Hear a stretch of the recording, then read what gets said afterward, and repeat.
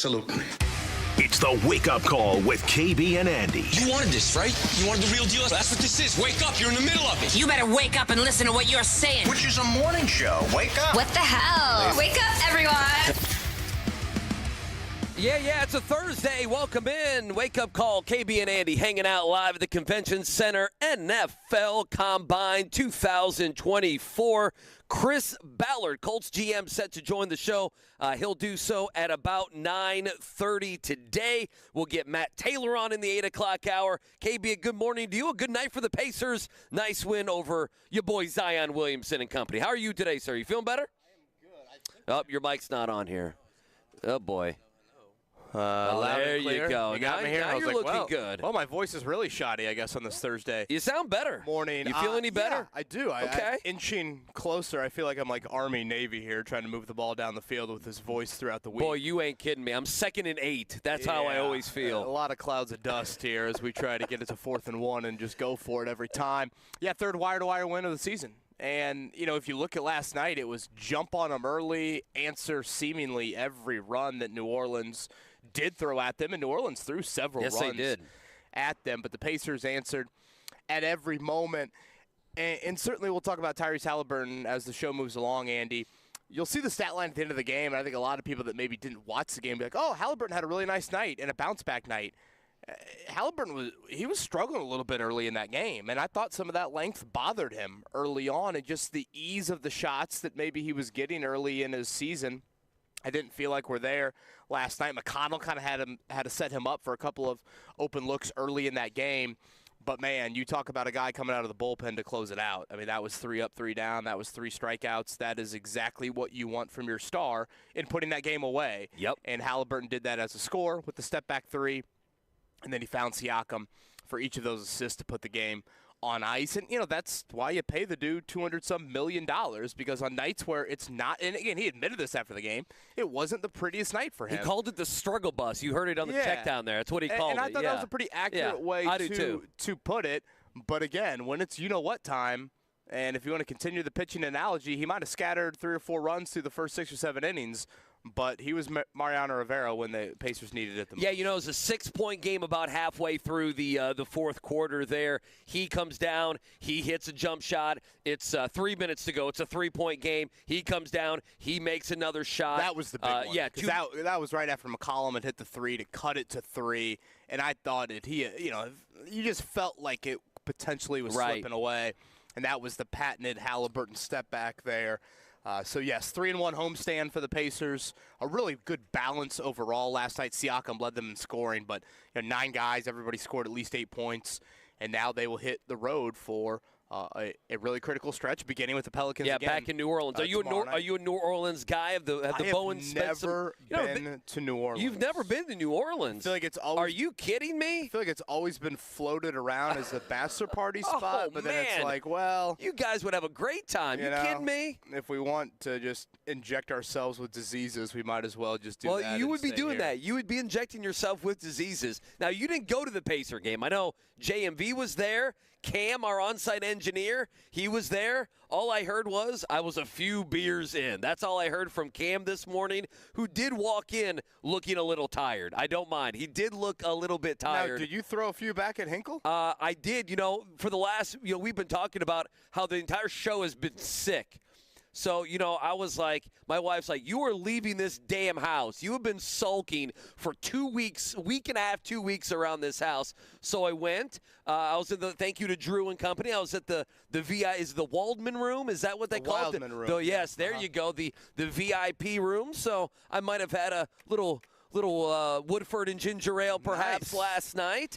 Well, no wonder Louisville and Ricky P. ran Butler out of their own building in the second half. They all caravanned up. They hit Tony's beforehand, is what the Rick Pitino Mafia did, if you will. And, saw some people I hadn't seen for a little bit. I sat next to, remember Luke Hancock, most valuable player of the Final Four? He does some ACC Network stuff. Oh, yeah, he does. I sat next to him. Some Butler fans were giving him the business. He gave him the business back. But boy, Butler, Yeah, 2-6 month of February. 5 in a row, 6 of 7. They're going to have to win the Big East at this point. Andy, I go back to that Marquette game. Remember the Marquette game a few weeks ago when they had a chance there late? Yep. They had made kind of a furious rally. I think they even had the ball maybe tied with about 2 minutes to go. And Marquette then made the couple of plays to ice it. And we sat there that morning after the show and thought, man, great opportunity. It's kind of a house money right. game. Ballard not going to hurt you. It's Ballard Marquette. won at Marquette. Right. They'd beaten Providence. Like those types of wins had given Butler the opportunity to play with house money. Oh, boy. Now you look at the preciousness of what a college basketball season can provide. It's 5 straight losses. They have certainly played their way out of the NCAA tournament. And now they not only need to avoid disaster, their final 2 games of the season, but you're going to have to get on a serious run at Madison Square Garden to get back into any sort of tournament conversation. And just really poor second halves at home. We saw it with Creighton a few weeks ago. Yep. And then you certainly saw it last night with they St. just John's. got blitzed in the second half. Just dominating that game. Blitzed. They're up 6 at half, St. John's, but still just ran away from Butler in the second half. Yeah, so it was fun last night. Appreciate everyone with the hookup. Hinkle's just, it's a great place to watch a college basketball game. I mean, it really is. It's a fiber of college basketball, if you will. So that was a lot of fun last night. Pacers, a very good win. Back-to-back times now, back-to-back games where I thought Siakam has really taken his game to the next level. You saw Halliburton finding him in the final couple minutes to kind of put the game on ice. And, one thing, you mentioned length.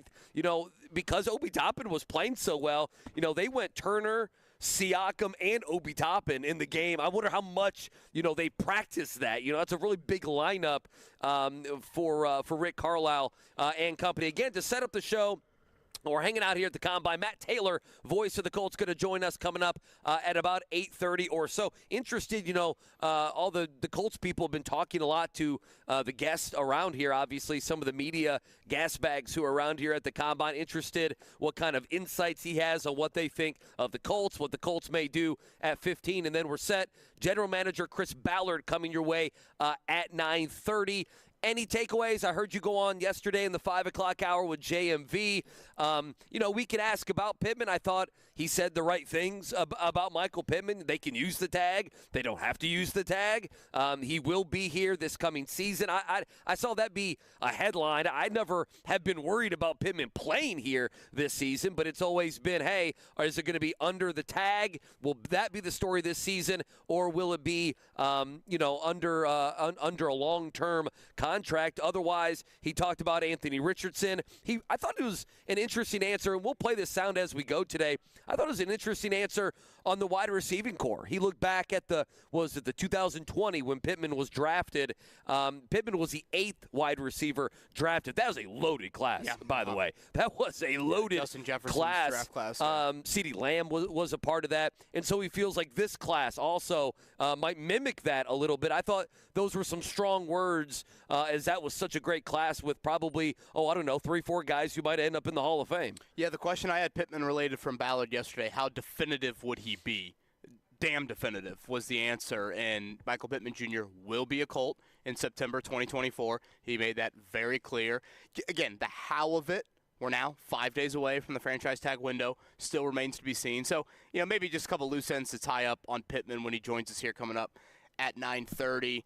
Certainly, you brought up Whiteout. He expressed, I think, some regret and maybe the lack of support he gave Reggie Wayne and that offensive staff at that position, which is certainly music to my ears when you talk about just the need to continue to bolster that position moving forward. And they knew that all season, by the way. I mean, we talked about that. If Pittman goes down, they're in trouble. And what happened? When he went down, took a while, he went down and they played Atlanta, what happened? Yeah, disaster ensued.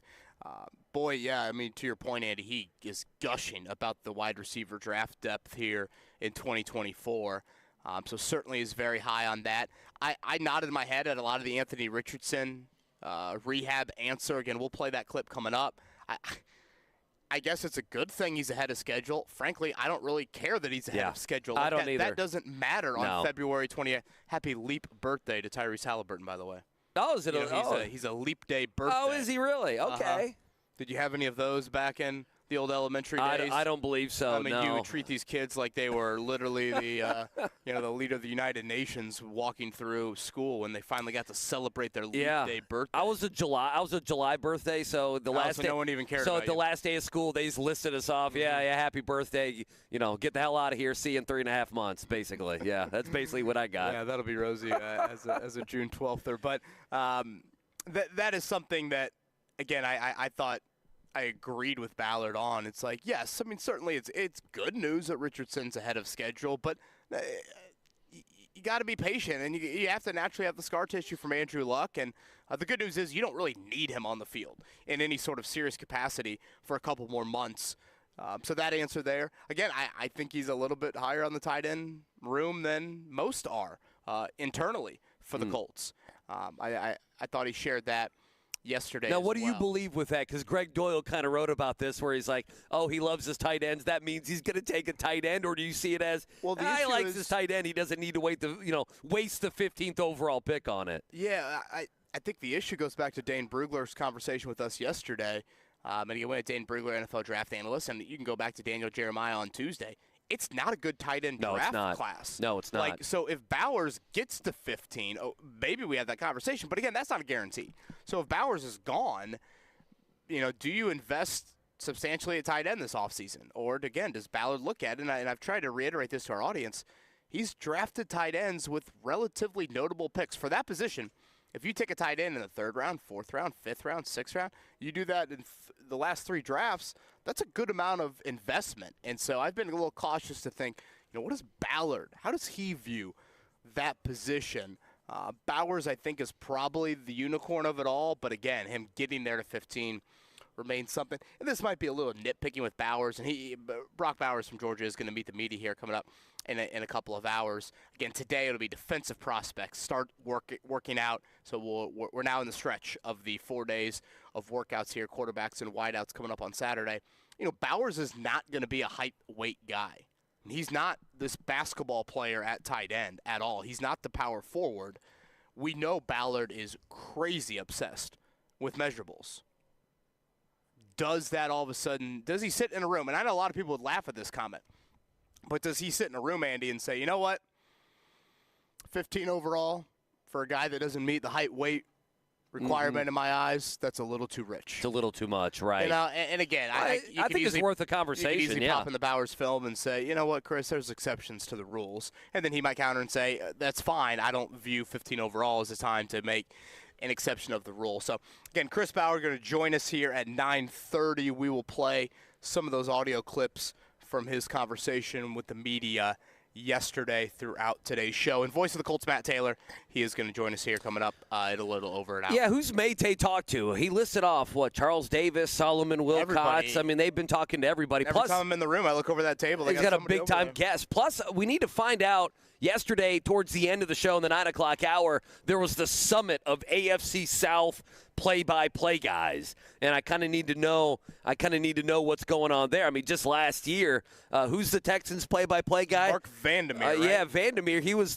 he's kind of the kids' table. Now look at him. He's got C.J. Stroud, and he's feeling pretty good, right? Well, now he's the big guy at the table. I think all 4 of them, the chest is popping out a little bit more with just the a little quarterback bit. situations in the AFC South and how it's changed. And Dane Brugler even said it to us to round out the show. I mean, Colts are a really entertaining product to watch now. Oh, yeah. And I think the he AFC called it South, must-see football. Yeah. And I think the AFC South in general has got a little bit more to that as well. So a lot to get to here on this Thursday morning from the Combine. Shout out to the Sycamores of Indiana State. I know it hasn't been smooth sailing throughout the month of February for them, but they did win in Evansville last night, clinching at least a share of the Missouri Valley for the first time since 2000. So important for Indiana State. Continue to hold serve. They got 1 game left here coming up this weekend. Get that number 1 seed for the Missouri Valley tournament and try to win 3 games in St. Louis coming up here to avoid any. You ever been to Arch Madness? At large. I never have. I would like to go at some point. But I cannot. For some reason, I feel like those games, and boy, somebody can correct me, they usually are on what used to be Fox Sports Indiana, which is now Bally. Right. They used to be on that channel, and I always recall them never really bumping up against Pacer games. So I've naturally just watched a lot of Arch Madness Sure. over the years. And I just love the environment. Oh, yeah. No, it's a great environment. I want to go. Yeah. I got a buddy who lives in St. Louis. I have a kid now, so I can't do things like that. Pick up and drive to St. Louis. Did Mason make it to Hinkle last night? Did you put the big old headphones on him? No, we did not do that. It's a great question. When's the earliest you have taken a child to a sporting event? Because, that's been our thing. Me and my wife, our lifestyle changed from going out all the time to not going out all the time. And I don't know. I did see like 2 babies there last night. So Mason is in Hinkle. what? He's 7 months? He's almost 6 months. 6 months? Yeah. So we took Max. Mason was born in what month? September, yeah. So, yeah, Max was born in September of last year, and we took him to Butler's senior day last year, which would have been hell. So it's about now. Day. So it's about now, okay. And Rosie was horrifically behaved, and Max was exceptional. See, I think that's probably. Which I would not have thought walking into. I could not tell you how many times I went to the concession stands just begging Rosie just to stop. Eat some popcorn. Just here's some more Skittles. And here's popcorn. Here comes the Butler War song. Oh, goodness. Do you see the band? Do you want to go Pet Blue? Anything. Yeah, I would imagine taking a baby is easier than taking like a 2 or 3 year old or something like that. Because in a college atmosphere, it's a little louder. Oh, sure. It's a little bit raucous on that end there. So Butler coming up at DePaul. That is the old free space game coming up here. Ed Carpenter fires this text to me. My firstborn was at Hinkle 2 weeks old. No, that's too much. Is that brother? Call CPS, brother. That's too much. I can't even imagine. Everyone would look at you like, oh, look at that tiny baby. Plus, last night was just so cold. It's just so cold out. If you're going to do that, you got to get on the Simba cam. You got to get the Simba cam. You got to hoist the kid up in the air. I think we might try a Pacer game. I think we might try a Pacer game, like a weeknight Pacer game, not like a rocking Friday night where, everything's on the line type game. But Hinkle's a good environment to go to as well. Oh yeah. It's a good one to break them in. Certainly one of my favorite venues, and love that it is in our own backyard. But an ugly one last night in the second half for the Bulldogs. So we'll talk a little Pacers action here. Again, live at the Convention Center. It is the NFL Combine. Things are going to continue to pick up today. Workouts for defensive guys. You're going to see those times and testing numbers start to trickle out. Chris Ballard is going to join us here live at 9:30. So we'll certainly make sure to bring you that coverage on YouTube, on our YouTube stream. And, of course, you will hear him on these airwaves. Oh, boy, Ed Carpenter, baby Bjorn went to the game. Oh yeah, the gosh. baby Bjorn, yeah. They should build a statue of Ed outside next to Tony Hinkle for that effort, or maybe for, Ed's wife, frankly, for that. Kevin Bowen, Andy Sweeney, Cam, on-site engineer, Mark Dykton back in studio. It is a wake-up call here on 93.5, 107.5, The Fan. The Super Bowl was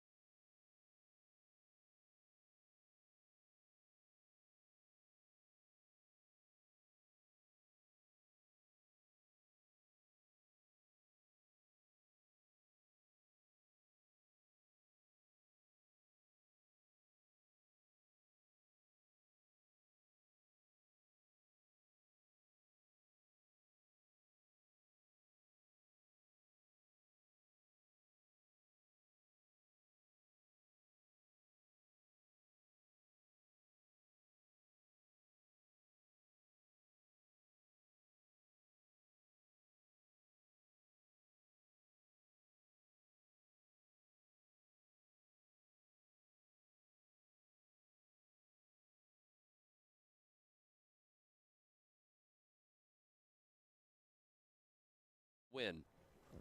It's a massively important win. It's this time of year, each game has such great meaning. So really happy for the guys. And now, we're going on a road trip where it's going to be the same thing. Each game is huge. Andy thought it was vital to jump on the Pelicans early. They had plane issues exiting New York. They did not get in until 5 a.m. yesterday What morning. a mess. The Pacers did that. They jumped all over them in the first quarter, and then every time, and New Orleans punched. I mean, give them credit. New Orleans did not just lie down. Every time they did try and get back in the game, they cut it to 2, they cut it to 3. Indiana answered. They're a good team. Every single time, and no bigger moment than in the fourth quarter when a C.J. McCollum 3 cut it 2-3. Tyrese Halliburton, who admittedly had a bit of a sluggish game up until that point, he hit one of his patented step-back threes, and then, boy, he found Siakam on a ball up the middle. I mean, that was a frozen rope through the middle of the defense for a layup there.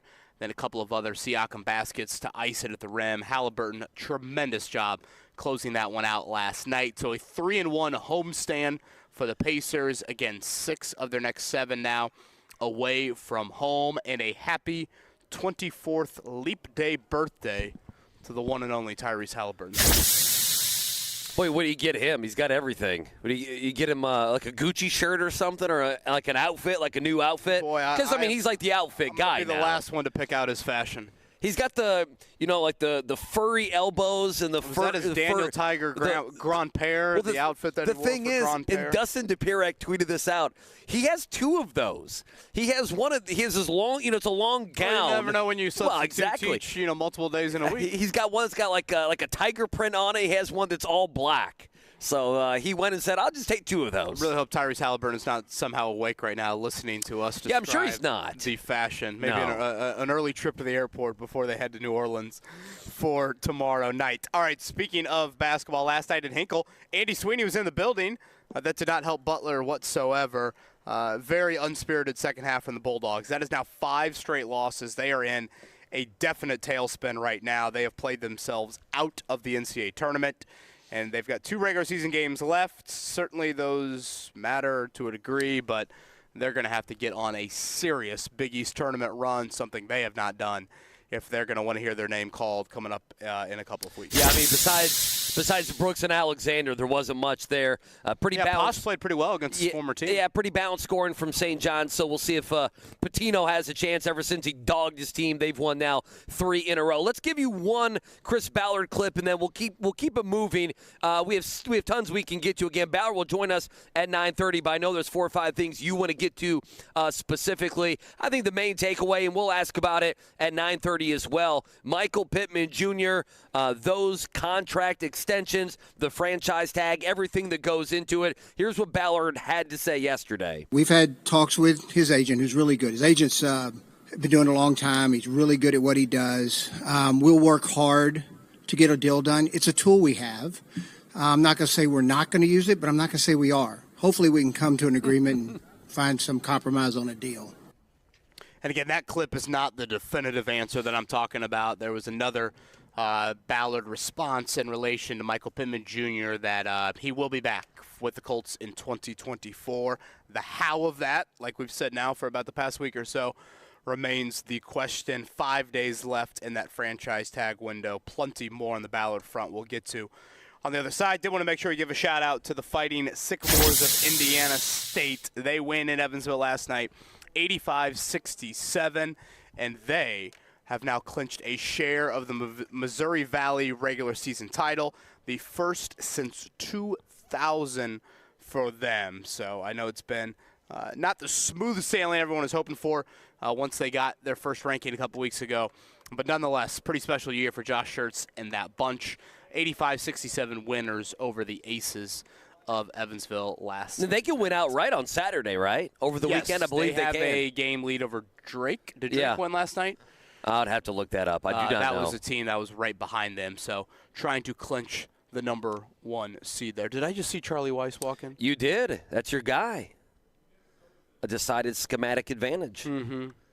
Where's his son coach now? He's not Notre Dame, is he? We're Was he with Lane whispering. Kiffin? Is that where he was? Yeah, I couldn't remember. By the way, speaking of Lane Kiffin, did you see Jackson Dart, the quarterback, what NIL deal he got? The private jet NIL deal. Shout out to him. Go ahead, Mark. I hear you back in the studio. I was going to say Drake did win yesterday in triple overtime against UIC, 107-105. Wow. Boy, that's not what I expected Mark Dykton to say. That's not what I thought he had something on the private jet. Can you imagine your buddy having the private jet for spring break? Oh, man. That's great. A little different than cramping in the car and trying to get to Panama City. Much different than 19. When it was Tom Coverdale, 19 guys from Noblesville, all loaded in a Holiday Inn Express. Yeah. Exactly. All right, on the other side, plenty of the Chris Ballard audio that we will get to and recap in some of his comments from yesterday. Again, we are live here at the Convention Center Thursday of NFL Combine Week. That also means the start of workouts. So 3 o'clock today, NFL Network coverage begins. Defensive guys will get on the field starting to work out. You will have quarterbacks and wideouts coming up on Saturday. Brock Bowers will meet the media coming up a little bit later today. So another busy day here at the Combine. I'm Kevin Bowen, Andy Sweeney, Cam on-site engineer, Mark Dykton back in studio. Thanks for spending this Thursday with us. Hey, JV,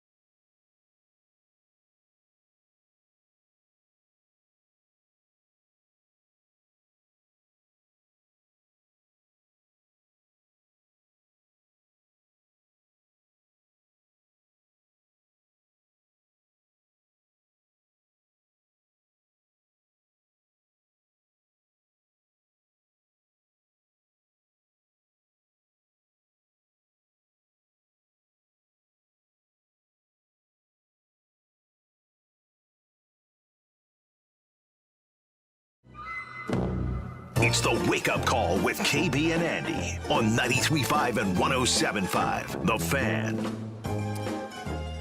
Oh, goodness. Rest in peace to Richard Lewis. We were talking about that before the show. Mark, I assume that's what you're doing there. Yep. I guess his career really got revitalized, did it not, with Curb Your Enthusiasm? A whole other group of people, maybe an age group, kind of found, kind of found him. But How old?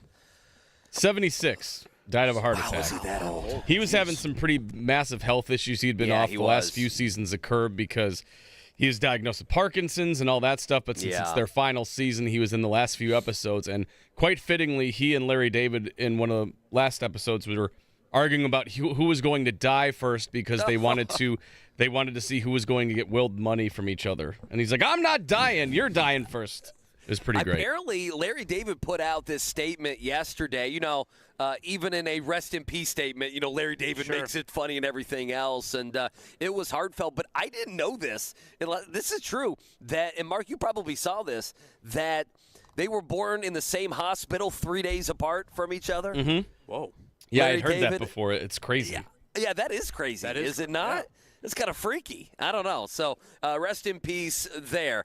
All right, so Chris Ballard going to join us at 9:30. Matt Taylor at 8:30. I want to get to some of this Ballard sound, but what else stood out from you yesterday? What today are we hoping to maybe try to extract from the general manager of the Indianapolis Colts? Anything? I think, our conversation, you can throw some elements, a little bit more big picture stuff with him. I think when you get into those settings from yesterday, and it's the first time he's spoken in about a month and a half, a lot of it can focus on short term, and certainly the franchise tag window again ends in 5 days. We're less than 2 weeks away from free agency. There's obviously a lot of combine-centric questions, draft-related questions. So I think it can kind of be a balance of both of those things. Sure, I've got a couple kind of loose ends to tie up with Michael Pittman Jr. and, toss a Richardson question or two. But, also you can get into a little bit more of the big picture stuff from him. At some point, Andy, I don't think it's the most pressing thing in the world, but we probably should give some thoughts on that NFLPA survey. I know that was kind of a big topic of discussion yesterday. The NFLPA for the second straight year handed out 32 surveys, so basically players for their respective teams, provide a lifestyle. I'm trying to look for the right word, like a lifestyle evaluation of the respective franchise that they play for. Certainly the grades were not ringing endorsements for the Colts by any means. I'd say workplace environment rating, basically. Yeah, workplace environment is probably a good way to put it. Some travel questions in there as well. So we can share some thoughts on that because I know Bowers asked about it yesterday. Real quick, did you see the Bengals got an F- in food? What are they feeding them in Cincinnati? Is it just Skyline for every meal? Yeah, I mean that F-. LaRosa's if they win a game. Ugh. Skyline is that's like July radio somewhere, but man, Skyline is. Does it make you want to go to that bathroom over there? Yeah, usually it probably does. The thing they were really docked on were the Colts. They got a D in treatment of family. Only 47% of the players felt like they had a comfortable amount of personal space during flights. The Colts players complained of a cramped plane where they got smaller seats and the staff got priority on bigger seats. The other items. They went daycare at the stadium. Yeah, they went daycare. They're one of 7 teams that do not provide daycare support for players' children on game day. Oh, welcome to America right now. Yeah. There's a child care shortage. I mean, part of it they did ask the Chiefs owner got a D. And I was just laughing at that because they just won the Super Bowl. So I don't know how much. Now, would his daughter get a? Would she get the same grade? Settle down. I didn't know where you were going. I didn't know where you were going with that. Yes, we'll just go with yes on that. I think the average person doesn't give a rat's you-know-what about this. Not 1%. I have little care, to be honest with you, about it. Some of the grades, they certainly eyebrow raise. But if you looked around the league, I would say a lot of teams had some pretty poor grades in some areas. Some of the stuff Chris Ballard, I know, would push back on. Others I'm thinking, well, that seems like an easy fix. And obviously I joke about, well, I don't really joke about it because we do have a child care shortage in our country, but that's neither here nor there. Part of me is like, I mean, is it that hard to find a handful of people that can help out on game day and turn on Bluey and Peppa Pig in a room at the basement of Lucas Oil Stadium? I mean, right? I love how you do make it sound how easy it is. Just toss on, I was going to say the DVD player, but who has a DVD anymore? Such an old thing for me to say. I mean, let's get some blocks in there. I mean, come on now. Can we get a couple spare footballs, maybe some Nerf Nerf footballs, balls? Get a train, Come on. What are we doing here? The best was head coach got an A+. So if you're Shane Steichen, you're like, no, these grades mean something, man. So they like Shane Steichen. Do we have the Ballard clip on this answer? Because Ballard wasn't he wasn't totally on board. Mark, it's not in my cuts. It's in the O drive in the other ones. Mark, if you find it, let me know.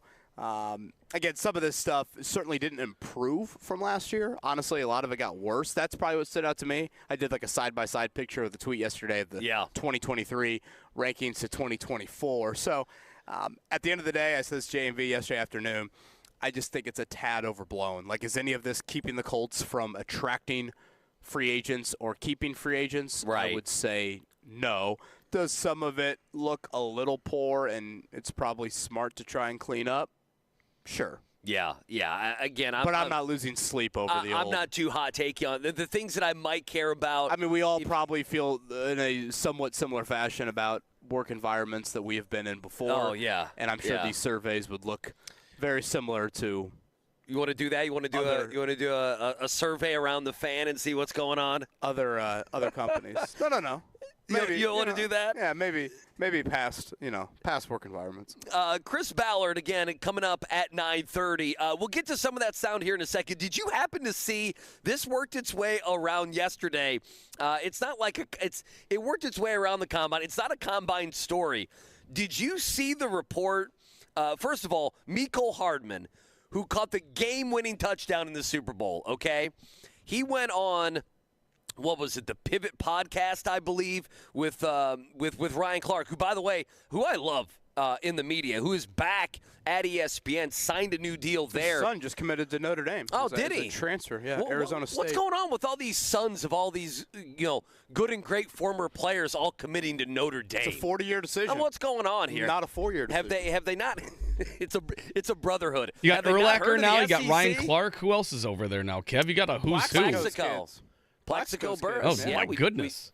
We talked about that a couple weeks ago. But anyway, so Mecole Hardman basically made it sound like the Jets were so dysfunctional. Now, the Jets are dysfunctional, but he said he actually reached out to the Chiefs to come get him, to save him from the New York Jets. And then the story progressed yesterday, and I know as many people around here, media guys at the Combine, were tweeting about it, and this is coming from Connor Hughes of SNY, that there was a, quote, validated belief that Mecole Hardman, when he was with the Jets, frustrated by his lack of playing time and everything else, leaked the game plan to the Eagles and the Chiefs. Now, the funny thing with that is, I mean, the Chiefs game, didn't the Jets beat or they beat the Eagles, did they not? I think they beat the Eagles this past year, but Sauce Gardner of the Jets and a couple other players put him on blast, believing that he leaked the game plan of the Jets. And now you can fill in the blank there of your own joke about the game plan of the New York Jets. Damn Jets.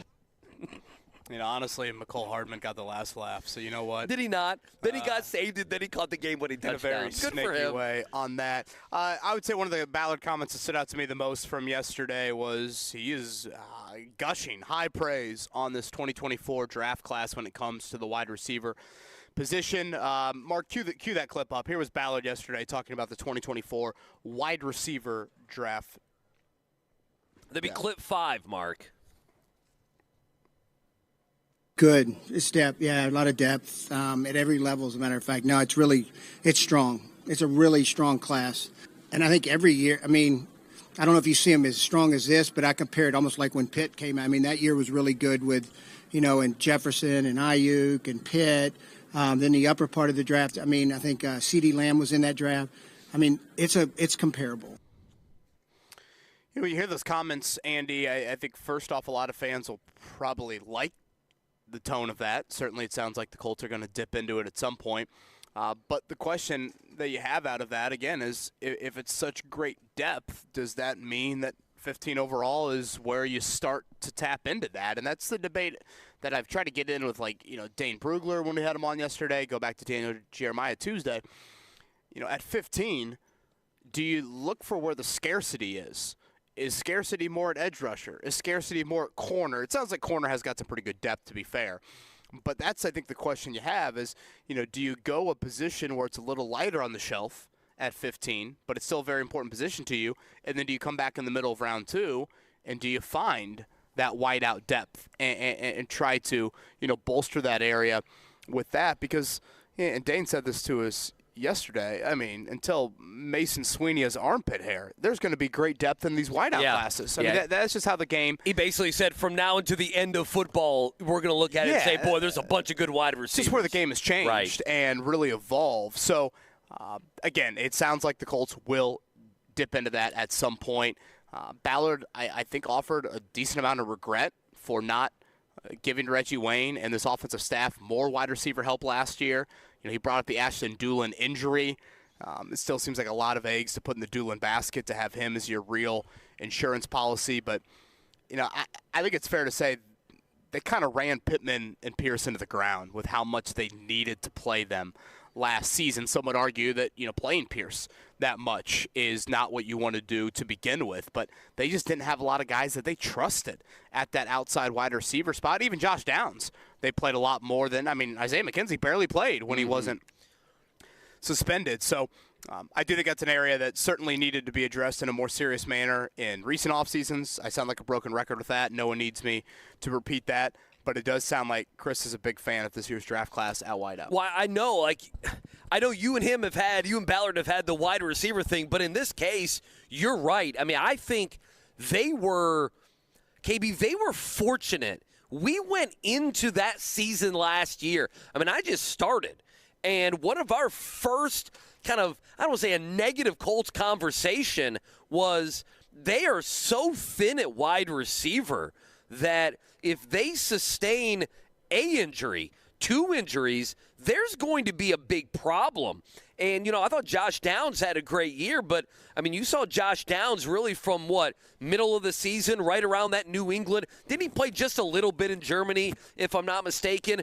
He went through. Had the big catch in Germany. Yeah, he went through injury issues. He kind of hit a little bit of maybe that rookie or freshman wall. So, there are things on this roster that you look at and you say, okay, this is a draft. This is something that we're going to be able to go in the draft and figure out. There are other things you look at and say, hey, it might be a little bit more free agency. For me, and Ballard may ultimately disagree, I want to see a veteran at the corner spot. Again, at 15, he may see a Nate Wiggins or someone like that. He would not commit to that, by the way, yesterday. No, he wouldn't. I understand. Being gung-ho as a vet. Yeah, and so that's just the way I view it. The wide receiver position is one that he is going to have to get something in free agency, that a veteran in here who is better than Isaiah McKenzie, who's also not going to get suspended or fumble the football like Isaiah McKenzie, and then he's going to have to, I think, also get somebody in the draft. I think for me, 15 might be too rich for this guy. Brian Thomas Jr. out of LSU, Malik Neighbors on one side, Brian Thomas on another. Is that too high? He is seen as down the field, 6'4", again, but he's a power forward guy. I don't know, so he might be turned off by that. The question I have is, the type of wideout they draft, that's going to be a big tell on how they view Alec Pierce. Brian Thomas, very raw, very young, like you said, 6'4", great downfield ability, et cetera, et cetera. But to me, and what I've asked Dane Brugler and what I've asked Daniel Jeremiah is, find me the make you miss guys. Right. Find me the yards after catch guys. That's the skill set I want to see inserted into this room. Now, if they do opt to go more of the power forward, because that's the Ballard mold. The Ballard mold is Brian Thomas. That is his MO. It's the height, it's the weight, it's the infatuation with the measurables. If that's the path you go, if I'm Alec Pierce, I'm shaking in my boots a little bit. Well, yeah, I think it tells you what you need to know. Now, Alec Pierce, I don't think has done enough to earn the right to all of a sudden the Colts just say, oh, no, we don't need anything there. At the same time, I think Alec Pierce can say, hey, you've given me quarterbacks that can barely throw it past 20 yards down the field on a consistent basis. So, let's see what I can do with Anthony Richardson there. But, again, Ballard, certainly a huge, huge fan of this wide receiver draft class. We'll get more into some of these clips. Mark, you said Jeff's on the line. Want to talk a little Colts draft? Yep. Let's get to Jeff here on this Thursday morning. Good morning, Jeff. What's on your mind? What's up, fellas? Hey, I think it's edge rusher, bar none. I mean, the offense really wasn't. That. It wasn't bad at all. Scored a lot of points, and Minshew had a great year, but he also missed a lot of throws. I don't really understand the comment about playing Alec Pierce, and I get Pittman because he's kind of more of an inside guy. He's getting beat to hell, but you got to play Alec Pierce as much as you can play. But you got to have a rush. Kwity Paye's been a bust. Our interior defensive line is really good. It's probably one of the best in the NFL, I think. But you got to get some pass rush. If you don't, then everything else I don't think comes into play. If you do, it just makes that team so much stronger. I think that's unless you go get Marvin Harrison Jr., because I think he's a game changer. I think he's a top 10 receiver first year out. But other than that, you've got to go get rush on the pass. You can't take I was sat next to a guy on a plane the other day that was a Saints coach, and he said, you can't guess on blitzes. You're not going to win, but the majority of the time when you guess to go blitz, so you've got to be able to rush with four guys and go get to the quarterback. Yeah, Jeff, I think better chance Tiger Woods wins all four majors this year than the Colts trade up and get Marvin Harrison Jr. Having said that, I could not agree more with the edge rush need. And Jeff and I'm afraid, Andy, are on a different island than Chris Ballard. I don't know if he views it in that light of the need there to dudes over scheme. Can your four-man rush go out there and win? And, I brought up this stat at the end of the season. Andy, of the 17 quarterbacks you faced last year, 10 of them were rookies or backups. You're not going to have that luxury. It was a graveyard of quarterbacks. You're not going to have that luxury this season. First off, on paper, it looks nowhere near like it did last season. And naturally, injury luck probably is just not going to be in your favor like it was. I mean, remember, until C.J. Stroud, what was it? You got to go back like Matthew Stafford to find the last healthy starting quarterback, Trevor Lawrence. Oh, they went 2 months. Because Baker Mayfield had gotten hurt early in that game. So that, to me, even adds to it of, you had a really nice sack number, but you didn't have enough consistent pressure number last season. It's, I think, part of the reason why you moved on from Nate Ollie as your defensive line coach. So, to me, that's where I would look. But, again, I don't know. And I'm a little worried, which is kind of weird for me to say because Ballard is such an advocate of trench play. Well, I'm surprised you're saying that, honestly. But when you listen to his answers, I know he's going to have. Don't you hear that? There's going to be someone there who is going to be considered a big-time pass rusher at 15. I hope I'm wrong. If you think four quarterbacks go, right, and then at least three, if not four, wide receivers are gone by 15, Joe Alt will be gone, right? Joe Alt will definitely be gone. Who else am I missing? Probably at least one or two of the corners will be off the board. And then if I give you Brock Bowers is going to be off the board in those first 14 picks, I mean, add that up right there. Chris Ballard would get almost the pick of who he would want on the defensive line. Would he not? Yeah. I mean, Chop Robinson, Darius Robinson, Jared I agree. Verse, I just any of those guys. I don't know. He strikes me as someone that, wants Well, you don't to think he's going to take a wide receiver 15, do you? A little bit more on these young guys. I know, but, You seem conflicted this morning. I am. You seem very conflicted. Which, to be fair, is probably what should be, happening. I think when the draft gets a little closer, in recent years, been able to kind of peg the Colts a little bit more than late February. And obviously, tomorrow, or frankly today, what happens at the Combine is going to be huge. I mean, today's a massive day for the pass rushers. Sure. Massive day for the defensive line group. And Chris Ballard, we know how much he's enamored with workout numbers and testing traits and all of that. So it's a big day for the Colts as they settle and firm up their draft board. All right, more of those Ballard clips will play coming up on the other side. Matt Taylor, voice of the Colts, 8:30. Ballard himself joins us right here at 9:30. Live at the Convention Center. It is the Wake Up Call. Some people just know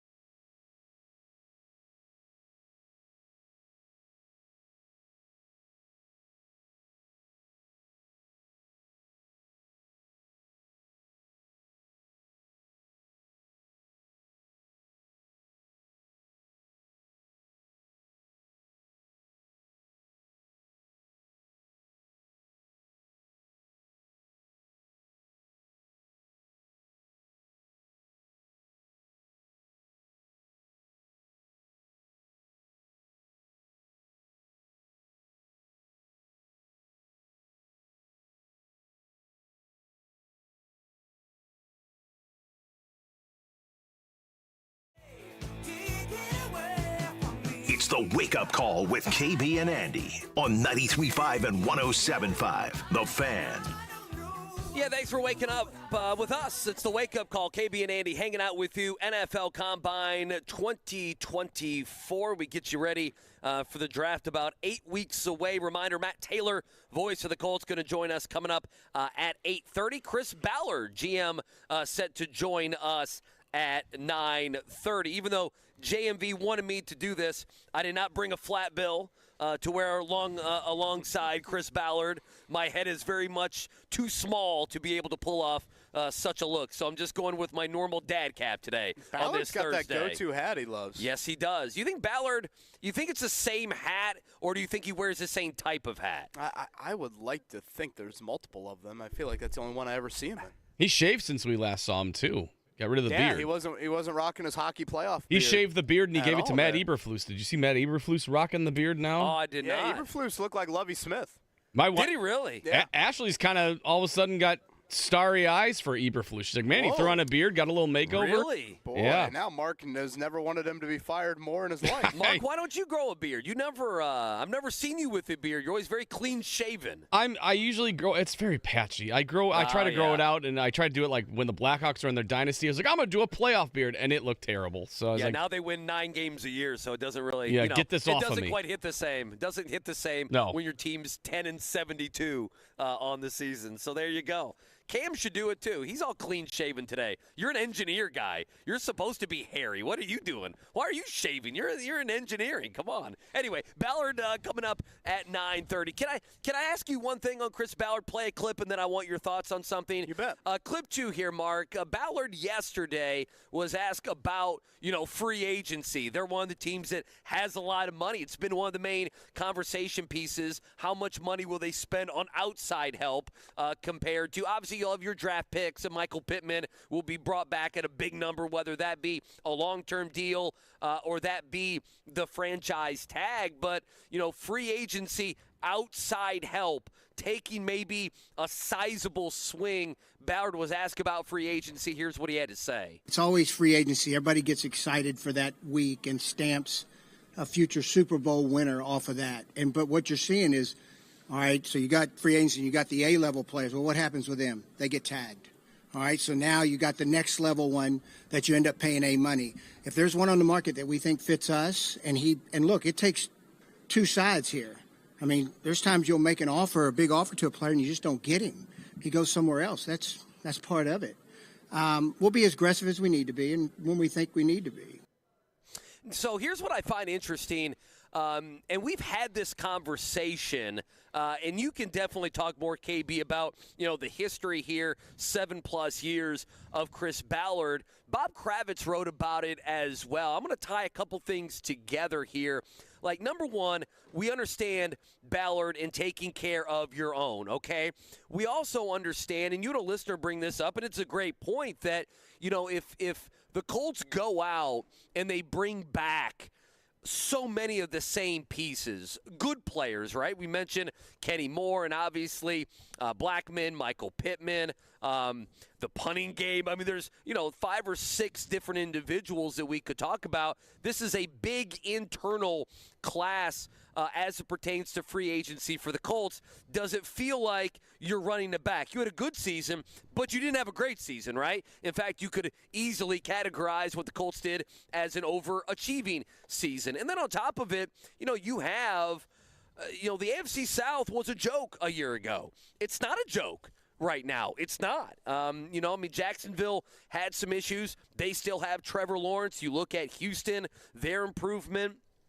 It's definitely, the Colts are a part of that. It's not a joke. And so you have all this money. There has to be some sort of a line you're trying to ride of you need to bring in help. We know Ballard may not want to go out and take a swing at those early first few days of free agency guys that you may overpay for. The other side of it is, and Mark, your Bears are going through this, is, at what point, the Bears are in a situation of, at what point do we say, okay, we've garnered enough picks. Now we need to go try to get guys that are actually going to go win games.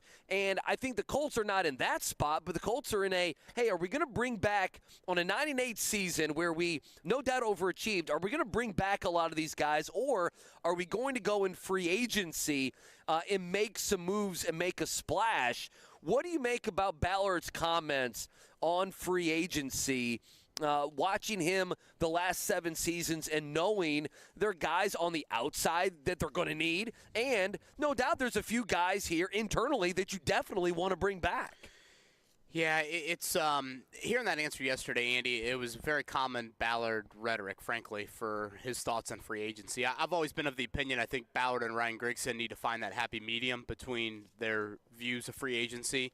And that, yeah, it doesn't need to be the shopping spree that, whatever. Remember the dream team for the Eagles had over a decade ago, or, again, Grigson had in the 2013 or 2015 off seasons. But I do think it's an avenue that should be used a little bit more than Ballard utilizes it. And it just, how he describes the market, it just comes with such a negative approach to it. Right. Of, yes, from a business 101 standpoint, it's not ideal finances. But unfortunately, that's the store you have to walk into. There are not 10 different stores on the street that are all offering you TJ Maxx items or whatever you want to insert here. Not everyone's going to be a great deal on your roster. It's just the way it is. And you've got to make a sacrifice too. And the beauty of it right now is with a rookie contract quarterback, you can maneuver a little bit around that. You can front load some things to try and get ahead of, when that 5th-year option kicks in for Anthony Richardson. And even you're paying bigger money to Bernard Ryman or Michael Pittman Jr. down the road. Things like that there. The question that I brought up yesterday that I think you were alluding to as well is, if you bring back those big 4, Pittman, Kenny Moore, and by the way, Chris Ballard, acted like yesterday they would like to bring back Kenny Moore, called him a special human being. Yep. Comments we've heard before from Chris on Kenny Moore. And then Grover Stewart and Julian Blackmon. I mean, that eats up a huge chunk of the $72 million that you have. So that's where I am torn, Andy, because I'm like, you know what? If either of those 4 walk, that is a loss. Like, those are 4 pretty quality players. Those are 4 guys that when they haven't been on the field in their Colts careers, you've seen and felt their losses in a pretty significant manner. So how do you make sure that you still have some reliable guys like that, trustworthy guys that I think have earned the right to come back, but then also leave you some wiggle room to go make another move or two? Is it all in on the Anthony Richardson? His presence is going to make this team ascend a little bit more, and right. I don't know, maybe you have some in-house development from, Juju Brent stays healthier, for example, or I don't know, Kwity Paye takes a jump in year 4. I'm just trying to grasp at what the Colts could be thinking here with their roster in terms of how do you improve it if you don't make a lot of outside moves. Again, I would opt for the veteran cornerback. I think that is a really important piece to add in free agency. Ballard wasn't gung-ho on committing to that publicly. We'll obviously see his actions play out here over the next couple of weeks, but I am very torn on the re-sign of the top 4. If you do that, knowing how Ballard is fiscally, that might be it. I mean, they could certainly still make a notable move outside of their building. But not a big splash. Not something where it's one of the talks of the NFL. No, but I mean, in a couple you weeks. could make a $10 to $15 million deal Sure. for a guy, and that's obviously a starting level player. But again, that's not how he. And we haven't even talked about Minshew. We haven't even talked about Zach Moss. We haven't even talked about some of those other guys that would fall in that second tier of free agents there. So. I'm pretty torn on the bringing back of the Big 4 and how that impacts the Let rest me of ask your you offseason. this, and I hear a lot of this. I'm not saying it is. I want to be clear. But, as, my team, the Giants, are obsessed with the Saquon Barkley stuff. Well, he's been in your program. Ballard taking care of your own. Is that overrated? I'm trying to figure that out internally. Is that over? That's nice, but I don't know if I'm always. Yeah, it's probably a tad overrated. I don't know if I'm worried about that. Pittman's a very good player. That's why you want him, not because you drafted him in the first or second round in 2020. That's not why. It's a nice bonus because you know the guy, they know you. It sends, I think, a good message to other guys in the locker room. Right. Hey, if you work hard, we will reward you. I think all of that is important. I don't think it's like the end-all, be-all. And clearly, you look at San Francisco, you look at Kansas City, you look at all these Super Bowl teams in recent years, there's plenty of examples of outside of the building free agents or trades that have helped their team significantly. So I get where it comes from, but again, to me, it's not like fiscally it helps you out immensely. Yeah, you're not saving money on Michael Pittman re-sign Jr. your own. Right, you're just not going to, or Kenny Moore. And these guys are going to want now, the money that they get. One thing Ballard did mention from a need standpoint is, you got to offset what you think is lacking there in the draft and free agency. So that, I think, is a little bit of an open window to what could the next couple of weeks looks like when free agency rolls around. Okay, if he is saying you need to offset what's lacking in the draft. So what positions do you think he's talking about? In free agency, let's go back to our conversations with Dane Brugler and Daniel Jeremiah. And Andy, feel free to chime in, but I feel like they've mentioned tight end. Yep. Has a position that doesn't have great depth. I feel like they've mentioned a running back, and I feel like they've even mentioned linebacker. I mean, there's not a running back going to go in the. I feel like in the first round, right? I mean, usually there's someone that is seen as that type of alpha guy. So tight end, running back, linebacker. If I'm sitting here thinking to myself, okay, how would I rate those needs for the Colts? I mean, sure, I'd probably put tight end a little higher on the list than Ballard will, but running back and linebacker aren't very high at all. No. So when you think about what avenues could they explore in free agency, again, I have been an advocate of getting that veteran corner more so than in the draft, but that is not an area that appears to be very barren in the draft. It appears to be a pretty good cornerback draft class. So how that plays out here, again, starting a week from Wednesday, will be interesting. Yeah, you know my guy. I gave you Jerick McKinnon was my guy. I know he's in his 30s. I want a guy that can catch the ball out of the backfield for the Indianapolis Colts. That's what I want. What was it, in 10 games? I think 19 catches for Jonathan Taylor. I think that's what it was. Go ahead. Sorry, what did you make of his backup quarterback comments? He didn't seem to really fall in line with you need a similar style backup to your starter.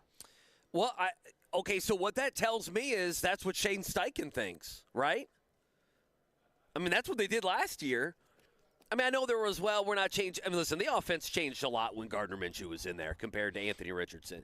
You can say whatever rhetoric you want, but one guy can run it. One guy can't run. One guy can run. Anthony Richardson can throw the ball 75 yards down the field, and Gardner Minshew threw how many deep passes all season long? I mean, you can count them on one hand, you feel like, the whole half of the season. So, I listen, if that's how they feel, that's fine. A lot of people feel you should get but I don't feel that way. I mean, that's one reason why a guy like Tyrod Taylor, wasn't Nate Atkins of the Star throughout Tyrod Taylor. Yeah, Tyler Huntley is a popular as a guy. name. I mean, Tyrod Taylor can run a little bit. He's got a good deep ball. I mean, that's one thing. I mean, he's just always injured. I mean, that's the thing. I mean, you put him back there. I mean, Gardner Minshew, his availability was his greatest asset to this team last year. Is, even when he was getting sacked, his ability to play the next down, his ability to be available for those weeks of practice and everything else. I like Tyrod Taylor, but that's not been Tyrod Taylor. It just hasn't been. By the way, I'm looking at these free agents, and I know they're never going to get them, but, boy, there's some juicy defensive linemen on these lists. I mean, besides like Chris Jones, like Josh Allen. Jaguars. Josh Allen is available. You mentioned edge guys. Brian Burns is out there. Daniel Hunter is out there. I know these guys are too rich for anything you would imagine the Colts and Ballard would be would look at. But man, there's some good players that could be available defensive line wise. Yeah, and going back to the backup quarterback thing. For me, I'm not as married to stylistically it's got to be the same as Richardson. I mean, sure, it's a nice thing to have if you don't have to overhaul the playbook or completely change things, but I'm probably more of does he have some experience? Can he go win you a game at a pinch? Because I kind of view backup of, boy, your starter's turned an ankle, he's out for 3 weeks. Can you scratch and claw your way to 1-2? Is there a chance you can get to 2-1? That's kind of how I view it, and I also think it's really important considering Richardson's development to you also need a dude that's going to be pretty accepting of that role and is going to help Anthony Richardson along. I think that is a vital part of it. I know you're getting away from the on-field aspect to it, but I think that is critical as well of, do you got a guy that, brings some, great kind of tutelage when you need to tap into that? And then certainly, if and when that time comes that you need him to be under center, who can you win with for Band-Aid and kind of keeping the ship afloat there? Yeah, I think the Minshew conversation and the backup quarterback conversation is a bigger one here in Indy than it is other places. I think last year what they got from Gardner Minshew, what they had to pay him, which he's going to make more this season wherever he goes. And then on top of it, his availability and his play being good enough to help you win games. It's not normal what they were able to do last year without their starting quarterback. To think that they're going to be able to mimic that again this season, and obviously they don't want to, and I don't want to make it sound that way, but you usually throw in a backup quarterback, and it's a surprise if they're doing the things that you're saying. I mean, Gardner Minshew was quality at times last year. The Cleveland Browns thing was an anomaly. Absolutely. That's not the norm. And again, what does Minshew find on the open market? Does he find realistic playing time opportunities elsewhere? So again, Chris Ballard going to join us coming up in a little over an hour. Voice of the Colts, Matt Taylor, scheduled to join us here in about 10 or 15 minutes. We do want to double back on the Pacers from last night. Wire-to-wire win over the Pelicans. They conclude that homestand at 3-1. Again, just their third wire-to-wire win of the season. Great balance really all night long. They jumped on New Orleans early, which is what I think you were hoping for, considering the Pelicans, how they got to Indy as the sun was rising yesterday morning from there back-to-back. I thought the bench unit played very well. That hasn't been the case a ton here as of late, as there's been a lot of jumbled situations there. It does sound like Doug McDermott's going to miss a couple of games with that calf injury. But the Halliburton night was interesting. I know you mentioned yesterday, Andy, you wanted to see a double-double from him. He definitely got that. Yeah. But he didn't have the game I thought he was going to have, but I was still almost right. Would he have one turnover? It was kind of rough early for him. And I don't know if the box score would indicate that, but just one thing I noticed early on last night is just, boy, the ease at him getting some decent looks is very difficult. The first shot he made last night, ironically, was off of a McConnell drive. Mm-hmm. McConnell drove. Obviously, that's with the bench unit in there, or some portions of the bench unit in there, so it's not like Halliburton even scored early. And it's Halliburton moving off the ball, and boom, McConnell finds him for an open look, and he hits that three. So it was tough sledding a bit for him through the first couple of quarters.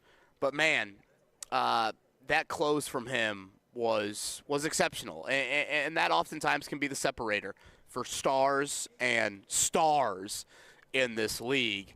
And the step back three he hit when New Orleans had cut it to 3 was a huge shot, and then he had 3 straight assists where he really set up Siakam. Final 2 minutes, he was great. Some very high percentage looks at the rim there. That's what makes Halliburton, Andy. It's not only can he hit the step back 3, but then he can facilitate. He can be Mahomes. He can offer that ability to ice the game as a passer. He closed like an all-star last night. I would, and I know Carlisle will be on with us on Tuesday, and we've talked a little bit about this. It is a chess match. And in the NBA, the final 20-some games here, and no doubt when you get to the postseason, is different than Game 4, right? I mean, the intensity, the defense, plus, Tyrese Halliburton this season went from a good player, a very good player, to a supermax guy, right? I mean, to being one of the faces of the league. Hell, you saw that during the All-Star weekend a couple days ago. I would love to know what Rick Carlisle thinks teams are going to, what they are doing, what he thinks teams are going to do, and then on top of it, the different things that they've already tried and KB that they're going to try to get some easier looks for Tyrese Halliburton? Does that mean, he plays off the ball a little bit more? You mentioned McConnell setting him up, eventually Nembhard setting him up as well. Because, teams are throwing their best defender. Teams are throwing, especially the last couple games, they've thrown length at Halliburton, right? And his release is a little slow from three, and sometimes he can fall in love with only taking threes. I'm interested in kind of the chess match. Carlisle's obviously an offensive genius of what he's going to do to alleviate some of that. Because, again, Halliburton hasn't been, we'll hear the sound here in a second. He called it the struggle bus. He has to feel like he's on. I would imagine that's just not, hey, I'm missing shots. Hey, I think it's, hey, teams are viewing me different right now. Teams are guarding me differently than what I'm used to. I think that's the next maturation spot for the Pacers, but it's also probably the number one thing to watch in the final 20 games, is it not? I mean, he's going to have to be Superman in some of these games for them to win. There's just no doubt about it. Yeah, and again, I think teams can try to take away that head of the snake. And last night, obviously, Herb Jones is a really good defender. Yeah, he is. He's a good player. For the Pelicans, but again, they have a lot of length that can, offer a little bit of bothering to Halliburton. It just seems like, again, the ability to get the easy shots or cleaner looks or however you want to describe it is not as much there. And some of that, the loss of Buddy Hield, and, maybe you're shrinking the floor a hair a bit with that starting lineup. That's probably a fair ask. I know John's brought this up a lot in the afternoon. Does Siakam, are you a little bit more sticking with the ball? Right. When Siakam gets it, he's obviously a very gifted one-on-one player, but the ball's not popping around. He's not the same player as Buddy Hield. Around the horn. There's no doubt. And there's pros and cons, certainly, with that. But, I did think last night, just overall, you saw one team that wasn't playing on a back-to-back and another team that was. And I'm not saying that to, diminish the result for the Pacers. I thought they oftentimes were more of the hustling team, more of the effort team last night, got to the 50-50 balls, and that's not always been the case here as of late for them. So very important for them to do that. Again, they built that early lead, played from ahead the entire game. They closed out this homestand 3-1. It will be New Orleans on Friday. They've got Wembanyama on Sunday, right? Yes, they do. That's the second game with him? Yeah, they do. And then really, when you think about March, it is a lot of road games in that month. And it's a pretty decent-looking slate there from notable games. I think Oklahoma City a couple of times. They have not seen them. They'll play Minnesota here in a home game. They're in Orlando, so. which has always been difficult. Yeah, the next three at New Orleans, at San Antonio, at Dallas. Luka just had a birthday, by the way, 25 years old. Good for Luka. He strikes me as a dude that would enjoy his birthday. I did love that after the game. They played the other night. They played last night. They won. He's like, now I'm going to go get some rest. It's like, and no one believes that. You're 25 years old. You're an NBA player. Are we worried about Halliburton celebrating his birthday tonight on Bourbon Street? Oh, it's well, great. He's only 6 years old, so he can't really get in anywhere. I'm still stunned that Kevin Bowen's never spent some time in New Orleans. Such a dad joke by Mark Dykton. I know. Really on the leap year birthday there. I just kept it moving. You Kevin, that? It really is. Kevin not going to New Orleans is alarming, though. It is weird that you haven't been there yet. It's always been like a bachelor party rumor for a lot of my friends, and I've always had some intrigue. Well, plus you and your wife could go. You'd have a good time.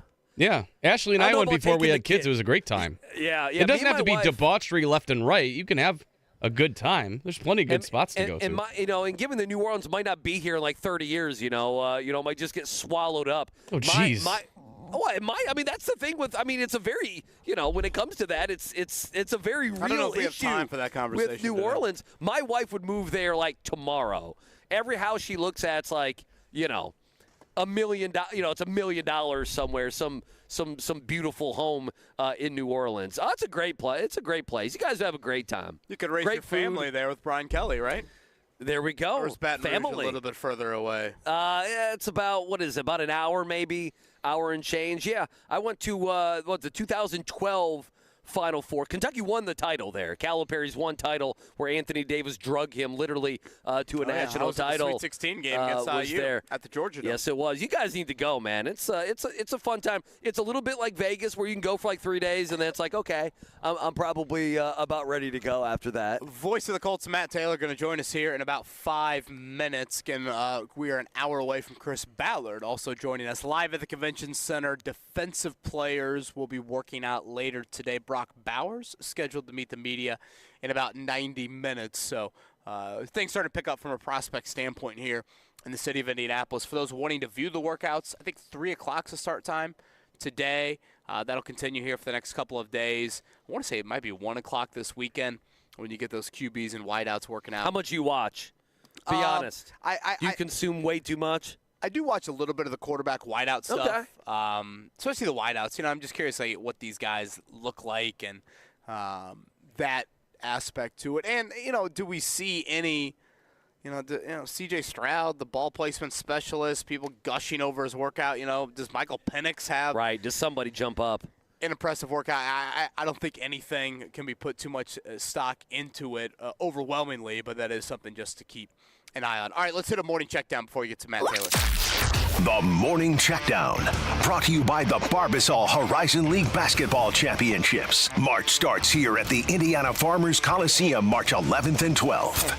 All right, let's get you some of that Tyrese Halliburton sound from last night. 123-114, that's your final. Pacers over the Pelicans. I told you now that Halliburton would get a double-double. He did, 17 and 13, had 3 rebounds, just that 1 turnover. So he had a nice game. If you look at the stat sheet, the box score, you might think he had a great game. Still a little bit off, especially in that first half. Here's Halliburton post-game. Struggle bus is how he explained his game. Just on a struggle bus right now. Just trying to figure it out. How can I help the team win and figure out what I can do? So, at the end of the games, they trust me with the ball in my hands and just made some plays to win the game. Yeah, next up for the Pacers, they're going to be in New Orleans. That one Friday night, 8 o'clock, our coverage here on The Fan beginning at 7:30. Do want to make sure we give a shout-out to Obi Toppin. Andy, I feel like he has been really, really solid. I mean, that was a trade deadline rumor. I kind of thought logjam there. You need to make a move. Toppin's been very accepting of that bench rule. It hasn't been earth-shattering numbers or eye-popping numbers. Last night he had 16. That obviously stands out. He played defense twice, though, down the stretch where he played good on defense. Yeah, they went a little smaller at times when, Valanciunas and Larry Nance were out for the Pelicans. Pacers went a little smaller. And, without Jalen Smith, they've really needed Toppin to step up here in the last couple of weeks. All right, last night Andy Sweeney was in the building at Hinkle Fieldhouse. It was not a pretty second half whatsoever for the Bulldogs. They have now lost 5 in a row. They have played themselves out of the NCAA tournament. It's been a tailspin and really goes back to the end of that Marquette game at Hinkle a couple of weeks ago where they had an opportunity to continue their really impressive run exiting January. They missed that opportunity, and it has been a nosedive since. It's one thing to lose the road games, Andy, like at Nova, at Providence, but they were outscored by 23 in the second half to Creighton at home a few weeks ago, and then last night outscored by 17. Yeah, they're blown out in the second half by St. John's. Yeah, so I mean, listen, they're going to have to. I don't know. I mean, with them, I kind of feel like they're not going to make the tournament. They're going to have to make a run in the Big East. I don't know. Thad Matta growing a program from where they were last year. This year, you hate to say it like this. You make the NIT. I don't know. You hit the portal hard. You bring in more recruits. But last night was they had a flurry kind of there at the end of the first half. You thought maybe they could stay in it, but Patino and company winners there last night. Give me a swoosh here, Mark. I want to get to one other Chris Ballard item. We're sprinkling in Ballard sound from yesterday. Again, Chris Ballard set to join us coming up at about 9:30 here at the NFL Combine. Anthony Richardson progressing from his injury. Here's what Ballard had to say yesterday. Really happy about where he's at. He started throwing. He's on a rehab program. We're not going to, I lived through the last one, okay? And I learned a lot of lessons living through the last one. So, forgive me for being a little cautious, but, and Anthony, I know Anthony's made some statements that it's important to be ahead of schedule. Well, we're here to pull the reins to make sure we don't get too far ahead of schedule and we're staying with whatever the doctors are telling us. So, but he's in good shape. He's throwing. He's got a good throwing program. Got good people working with him. So I'm encouraged about where he's at and where he's going, and we'll go from there. Yeah, I would agree wholeheartedly with those comments. Again, nothing coming up for the Colts from an offseason program standpoint for a couple of months, so still plenty of time on that. And then shout out to Indiana State. They defeat Evansville last night, 85-67. That is a share of the Missouri Valley regular season title, first time since 2000. So shout out to Josh Schertz and company as they obviously look ahead to what will I be hope they make the tournament. Monumental Arch Madness run for them. Could not agree more on that. Yeah, I'd love to see it. Honestly, Andy, with the tailspin of Butler, right now we're looking at one tournament. Right, team, you're looking at Purdue. Unless Indiana State can join. You hear that, Todd Meyer? The shining example of college basketball Voice in the state of Indiana. The Colts, Matt Taylor. He's in the building. He's going to join us next. March starts here.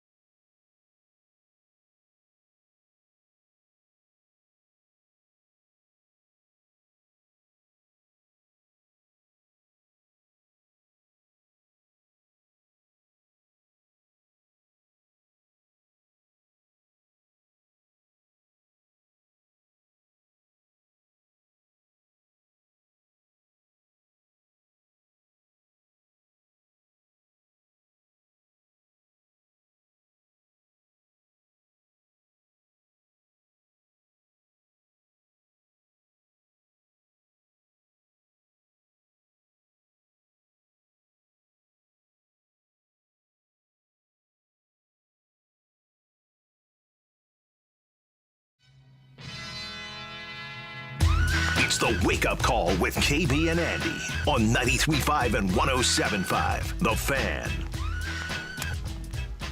All right, Matt Taylor, voice of the Colts, hanging out with us here. We love it.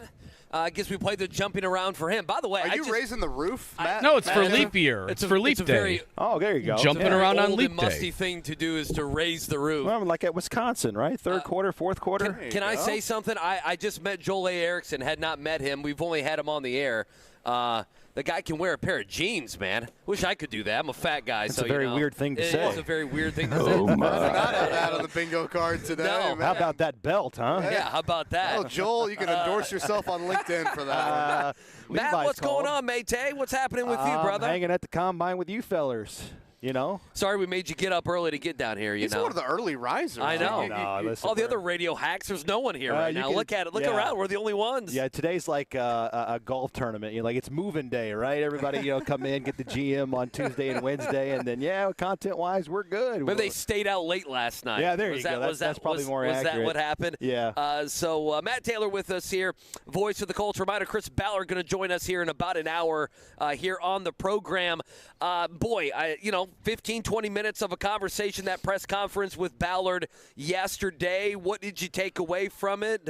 Any deflections, anything you liked? What did you make of his conversation? Well, just excited to hear that Michael Pittman Jr. is going to be a Colt one way or another. And they have until next Tuesday to figure out the franchise tag position. But, come September, Chris Ballard was pretty definitive.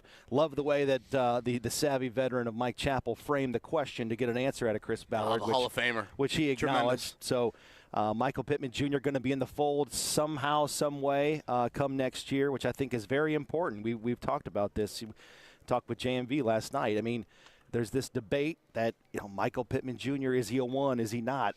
I don't know what that means. You want a player like Michael Pittman Jr. on your team because of what he can do and the high volume catches and tough catches, third down, crunch time, overtime, as we saw this year in Tennessee. So that part is very exciting. And what I learned yesterday, kind of relearned from Chris Ballard, because you kind of forget these things year to year, but you supplement in free agency on the non-depth pieces or positions in the draft, and what those are, we're still kind of figuring out. That's what the combine is here for. So really good to hear from the GM yesterday, and just exciting that one of the best players and important players on the team is going to be back. They're going to figure it out in some capacity for 2024. Yeah, sticking to wide out here, and again, voice of the Colts, Matt Taylor, of course, with us live at the convention center. He expressed a lot of regret yesterday, I thought, as well. The Ashton Dulin thing, yeah. Yeah, and saying I needed to support Reggie Wayne and that offensive staff more, and then on top of that, he then gushed over this year's wide receiver draft depth class. So I think it's a sign, if you just add that up, wideout is a need for the Colts at some point this offseason, even when they officially bring Pittman back. I'm just curious, Matt, how that looks.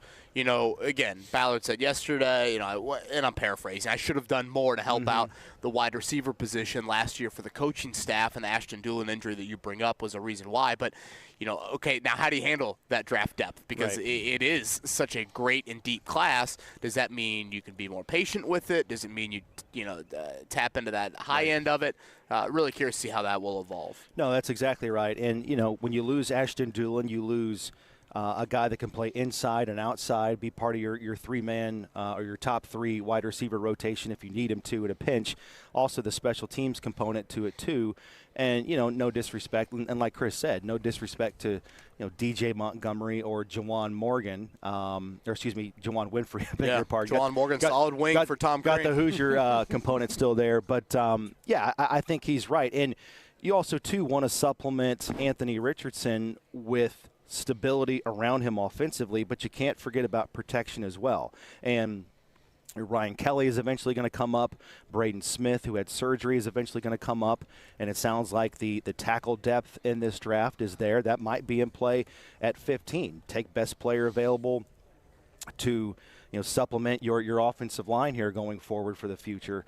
The question I always have about the wide receivers, and it's always such a deep draft class at that position here the last couple of years, is the question I always ask myself is, with so many offensive players that are going to seemingly go on a run at the top of the draft and all these quarterbacks pushing down more talent to the Colts, can you get, like the second or third best corner? Can you get the first or second best defensive end? See, that's where I'm at. That's exactly where I'm at. While also waiting at wide receiver and being able to get, whatever it is. Whatever it's a deep wide receiver Whatever class. the evaluation is, 85 to 90% of the third or fourth best wideout at the seventh or eighth best wide receiver position in the draft in the second round. I mean, Josh Downs was a third-round pick, and he's your guy. I mean, he's a core player now with Anthony Richardson here going forward. So that part is exciting.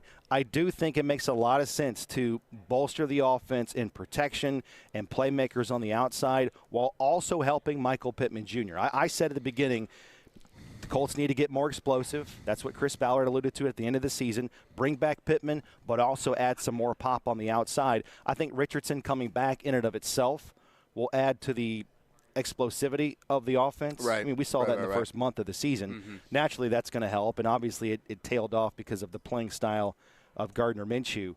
But it's a really exciting what the Colts can do with the cap space, where they're picking in the draft, and Anthony Richardson and his ceiling just being so high. I'm not a very good analogy guy. I know during the season, Matt, we had you on every Friday and begged you for opponent-specific analogies. You were outstanding per usual with that. But I think we're all on the same page with how you view draft depth. And the analogy that I'm trying to make is like, okay, I got to go into a gas station. I need to come out with a Reese's and a peanut butter M&Ms. Okay, so that one of that is defensive end, one of that's wideout. And you only have $4. Well, I can only go in the store once every hour. Okay. And I can only pick one at a time. I go in there, and there's 3 Reese's, and there's 8 peanut butter. Exactly. M&Ms. Exactly. I'm probably going to buy that Reese's, right? Right. Because if I can only be in here one time in an hour. Because Andy's coming right behind you. Right. Damn right. And all of a sudden, I want to make sure there's a chance those peanut butter scarcity M&Ms are there, and that what I think is, I think that's wideout. And A.J. Brown's and D.K. Metcalf's and Terry McLaurin's, and I mean you can find. You brought up Josh Downs. I mean it just seems like that position offers a little bit more of day 2 hits than some others. What was the draft class of C.D. Lamb? I mean, what year was that? It was 2020. Yeah, okay. Ballard brought that up talked yesterday. about it. Yeah, Chris talked about this. Mm-hmm. This is that draft class, maybe even better. Yeah, T. Higgins and Michael Pittman Jr. the first 2 picks. You might be able to get a day 3 guy that can crack the top 3 of your wide receiver rotation. And Deebo Samuel's a second round pick. And then if that's the case, I mean, Alec Pierce is a damn good number 4. Ashton Doolin's a damn good number 5, right? And then you bring in more competition later in the draft, undrafted free agency, to see if you can push some of these guys. So I'm with you. What's harder to accommodate or acquire, I should say? What's harder to bring into your roster at a position of need, at a premium spot, in order to win big? Nowadays it's quarterback, obviously. Check that off the list. You got wide receiver, you have corner, defensive end, and tackle. The Colts are pretty good at a lot of those positions. Obviously, the 51 sacks last year, you tip your cap to the Colts there, but I agree with what you've said. It's situational pass rush. It's getting after the quarterback to affect a throw in the fourth quarter of a Week 18 game against the Houston Texans, right? Yeah. Sometimes you just need a guy that's a stud that has 13 sacks on the season, that even though the offensive line is going to rotate that way, put a lot of pressure or a lot of emphasis on that guy, he's still going to win in a high-leverage situation. The Colts are still kind of looking for that guy, and I think those guys only come high in the draft. Maybe not at 15, but I think principally speaking, it's corner, it's defensive end, and then maybe you wait on wideout. And I know a lot of people don't want to hear that, but maybe that might be the thing to think about going into this draft. It's just not all about the sacks. I go back to Nick Bosa and Chris Jones in the Super Bowl. Throws. They had no sacks, and they were huge parts of the game. Hell, go back to IU the other night. I know, again, maybe this is an awful analogy, but Khalil Ware's ability to jump in the air all of a sudden made Tyler Wall shoot that ball a little bit higher, and that was a huge play in the game. And it doesn't pop up as a block in the box score, but that's a huge moment. Again, it's impacting things. To your point, make that clock be sped up a little bit more. If that pressure, if that hurry leads to a quicker throw, it can be the difference in the game. Who was it off the edge on the 4th and 1 play? Houston Texans, Week 18. Was that Jonathan Grenard? Mm-hmm. Who's a free agent, by the way. Got up the field just a little bit. Right. Got into the passing lane of Gardner Minshew, trying to throw it out to Goodson. Will Anderson Jr. It was Will. I thought it might have been Grenard. But to your point, it's not just the sack numbers. It's what do you do to affect each and every play in high leverage situations. Do you have a guy? I mean, come on. It doesn't matter. We all have a guy. I don't have a guy If the yet. Colts, if the Colts no guys. take this Sounded guy, like you you'll had be Joel very Erickson happy. in the jeans. Oh yeah, he's a good-looking guy. We know who your Erickson's- guy is. Hey, Joel Erickson's a good-looking guy. No, I don't have a guy yet. I mean, oh come on, the guy that I've read the most about in terms of mock drafts is probably Bowers. Brock Bowers, the tight end out of Georgia. I mean, who is speaking today here in a little over an hour. Yeah, what time is that? 9:45. 10 o'clock. 10, right? Yeah, you know to me. try to run over there and get him. Yeah. I mean, I've already started collecting data, and I read stuff, and I copy and paste and clip and sort and organize. And Bowers is the guy that I probably have the most database on, just because I've seen him the most as it relates to the Colts. And I've been asking the guys that we've been talking to, like if you bring in Bowers. Obviously, that's exciting because of his versatility, all the things that Shane Steichen can do with a tight end and his history of success at that position. But if you bring in him, does that alleviate the need to bring in another outside receiver to complement Michael Pittman Jr.? And you would not believe how many guys say yes.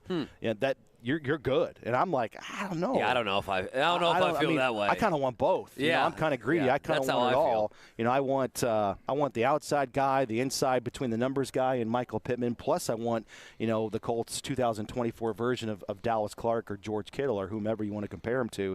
But yeah, he's the guy that is most tantalizing, if you will, in terms of, man, if he's there, how do you pass that up? I want to ask you one more about the Colts free agent list. You got just a sec if we hit a break here. Matt Taylor, voice of the Colts, with us live at the Combine. Things starting to pick up a little bit here on this Thursday morning. Chris Ballard going to join us at this very table coming up in 45 minutes. We'll continue the conversation with Matt Taylor next. I'm from Perry Township, down on the south side of Indianapolis. My family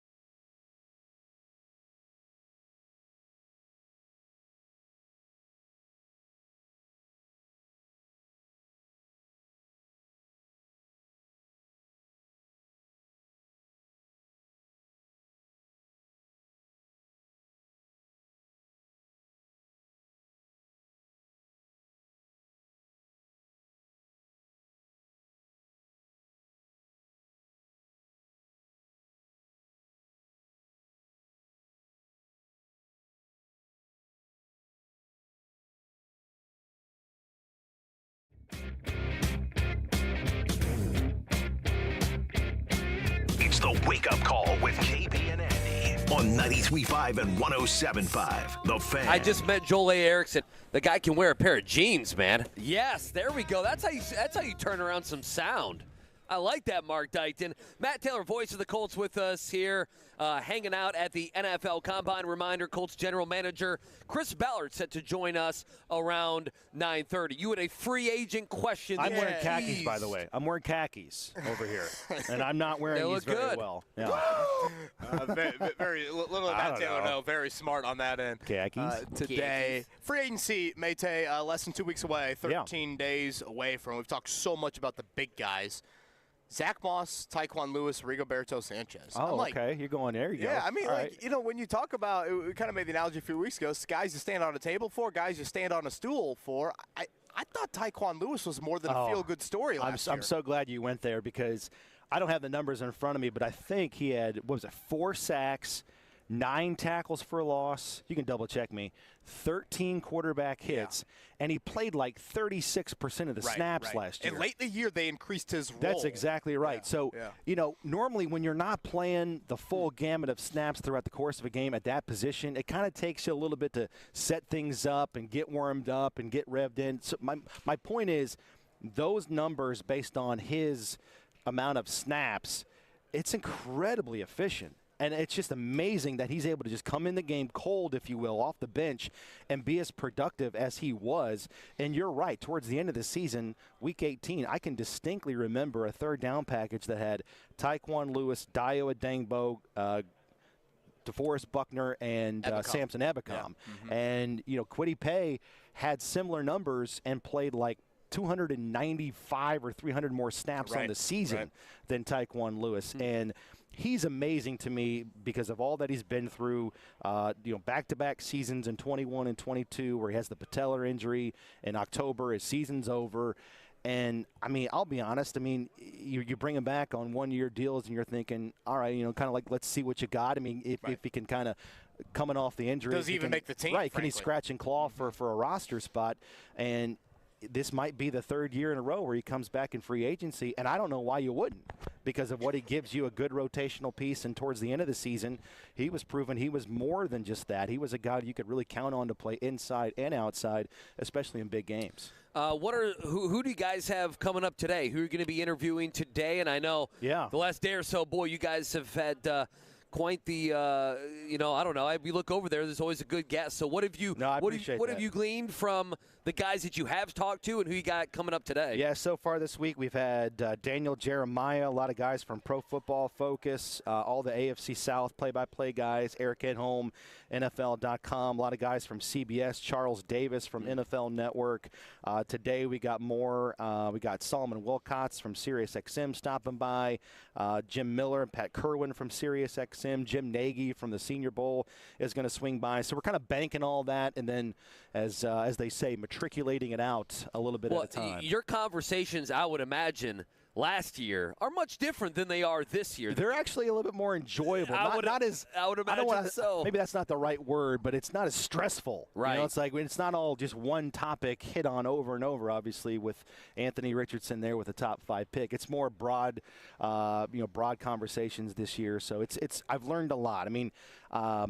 I feel like I know a little bit about the draft going in, but the combine sort of reinforces things and opens your eyes to who these players are, and then kind of catapults you into the month of April. I thought about that yesterday with Ballard. Year 8 for Ballard here at the combine. Really got to go back to year 3, the last time he wasn't having to answer so many quarterback questions in one of those combine settings. Cap space, you're not having to give up draft picks, you're not having to pay a veteran free agent. Right. It's really, really exciting right now. In the short term versus the long term. The only drawback is we don't have the full picture on Anthony Richardson, right? Sure. Only played 15% of the snaps, missed all that time. He's kind of rebooting his rookie season. But for the most part, it's exciting all the different ways the Colts could go, and it makes the Colts a very interesting team. To this point, kind of a boring team in the whole NFL cycle of things because you haven't had a head coach hire, no quarterback drama, the coordinators are staying the same. I'm all for it. Makes my life easy. He's one of our favorites. He is the voice of the Colts, Matt Taylor. We are a month away from our Redlegs getting on a run to the World Series. I've seen 85 wins. We know. I've seen 68. I've seen a couple NL Central favorite. That's what I mean. It's all over it's all over the place. They're a hard team to peg right now. And I think the division as a whole. You've seen NL Central favorites, okay? I have too. Who else in the Central? Yeah. It just seems like it's a bit of a jumbled mess, frankly, right now in the NL Central. Maytay, thank you, sir. Yep. Good luck with everything this week. That is Matt Taylor, voice of the Colts Audio Network, where you can catch all those interviews he was just talking about. All right, 9 o'clock hour coming up. Chris Ballard at 9:30. Query and Company.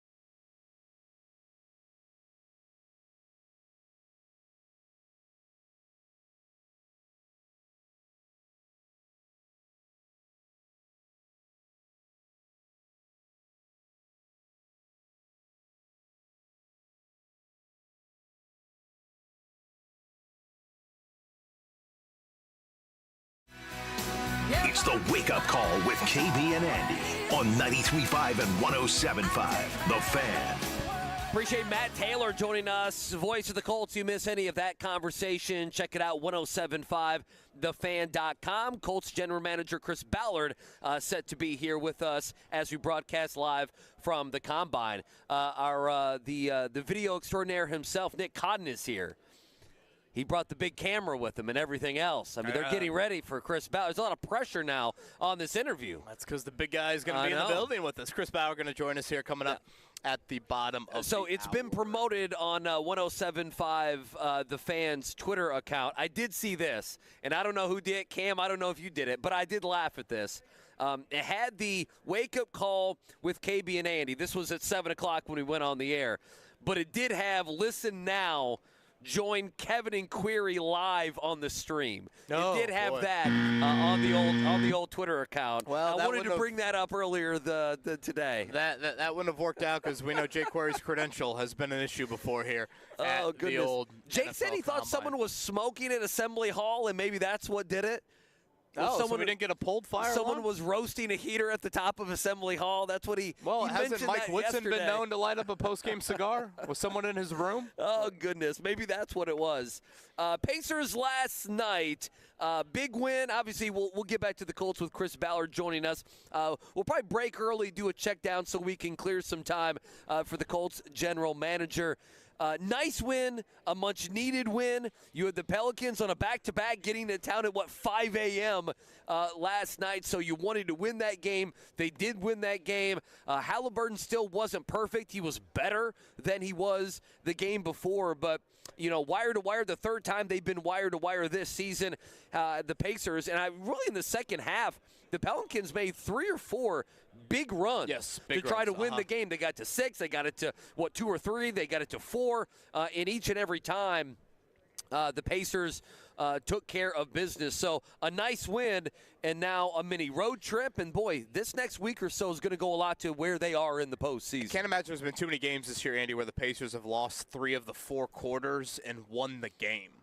But that's what happened last night. And it's not like they lost these quarters by 1 and 2. They lost the second quarter by 5. So, when you think about the first quarter, they jumped on the Pelicans. How I think I would have hoped they would have jumped on them.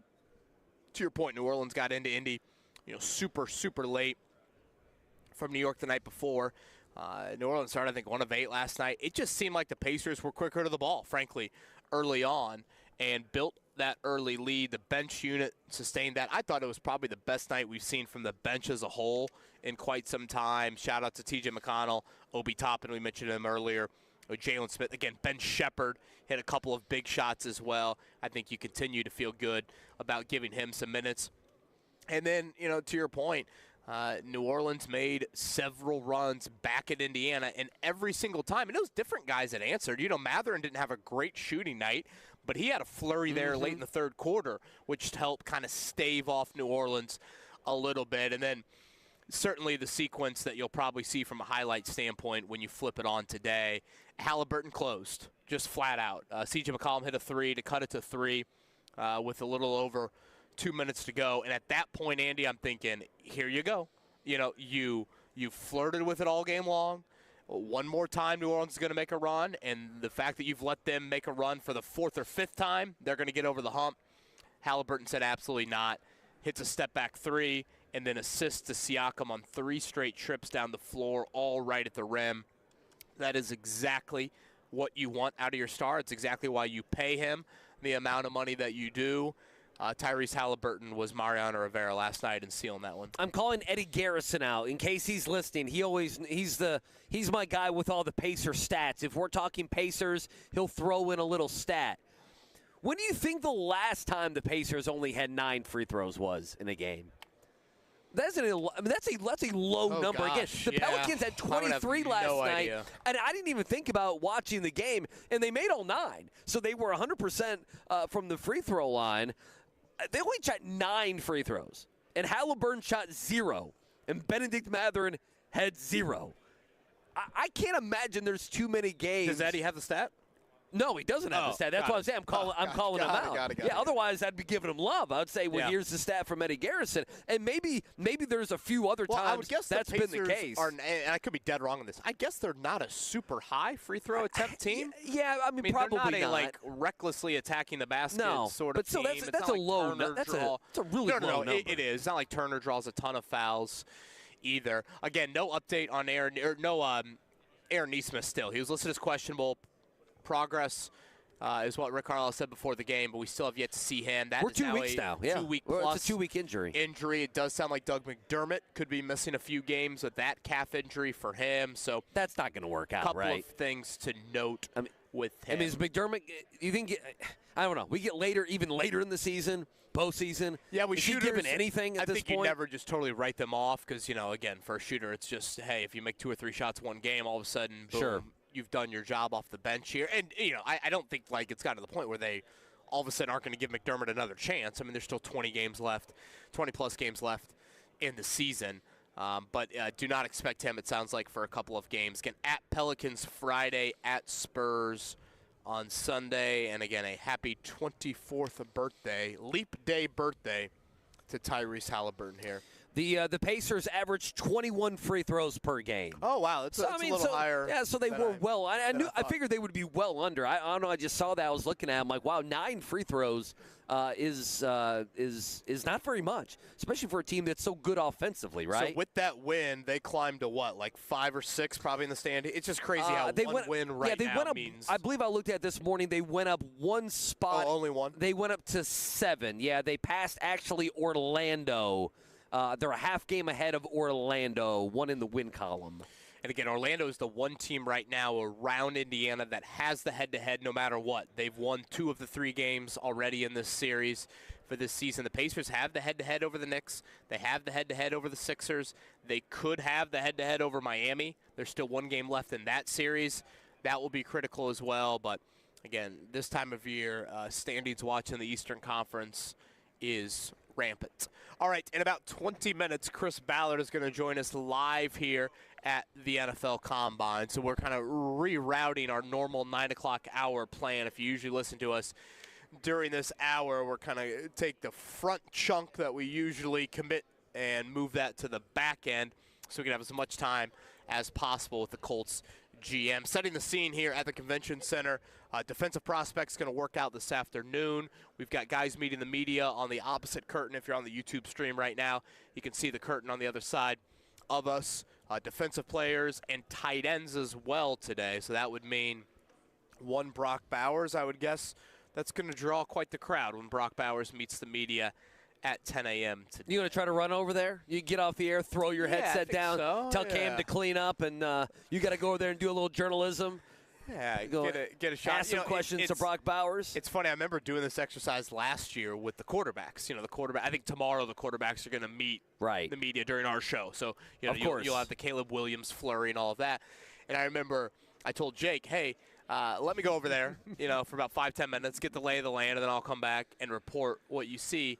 And I want to say the first thing I said to him when I sat down was, holy bleep, Anthony Richardson could start for the Pacers right now.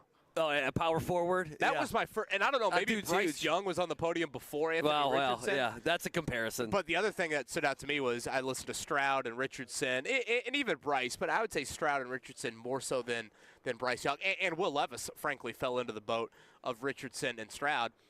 Uber confident individuals in their own different ways, but very, very confident in their respective manners. So, I would assume tomorrow Caleb Williams will have the throng of throng, and the Chicago Bears media will be abundant with those questions. Now, the Titans people are in front of us. I mean, they're going to be asking about Bauer saying he wants to go play in Nashville, right? I forgot about that. That's got to be their main thing today, right? All the Nashville people. That's got to be their thing. But again, with Bowers, it's not the physically imposing guy that really stands out. He when you take a picture of him at the podium, it's not going to wow you. This is not 6'7", 240.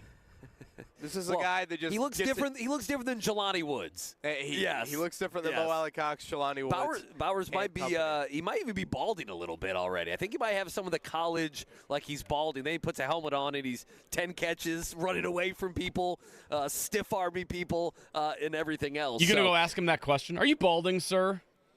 Well, no. I think he'll have no hat on. Here, Indy, you can come here to the pyramids on the northwest side. My name's Kevin Bowen. 317-522. Go to the Bowens VIP page, man. Get it taken care of. 100%. There you go. Yeah, I tried to yell that down to Cody Zeller last night, or at least I was going to have Cam yell that down to Cody Zeller last night. Every time I see Cody Zeller, I think like I got to make the hair joke, and you went to it, and you beat me to it. So thank you for that. Hey, Cody and Brock Bowers probably a bit of By the way, what did Jake fill time with while you went and listened to the quarterbacks? Did he go straight to IndyCar? Do you guys have Mark? Do you remember it all? I thought my credential was in my car or in my bag. Mark. Boy, he's got to be tired of hearing that. You guys have been crushing him this week over him forgetting the credential last year. Well, between that and Kevin picking up poo at the training camp, we really sprayed to all fields last year. Animal dung. Yeah. Animal dung, the proper crusty animal dung, I believe. Which you thought were grass clippings. I did. They were, yeah. What did you pick? What did you pick it up again in like a? Like, I just went with my bare hands. Like a T-shirt, or by the way, Eddie Garrison has come through. Hang on. 9 free throw attempts, the fewest on the season. There you go. Thank you, Eddie Garrison. See? Eddie Garrison. Service with a smile. On it per usual. Chris Ballard joining us here in about 15 minutes. A girl in Kenya dreams of becoming a doctor, an elder.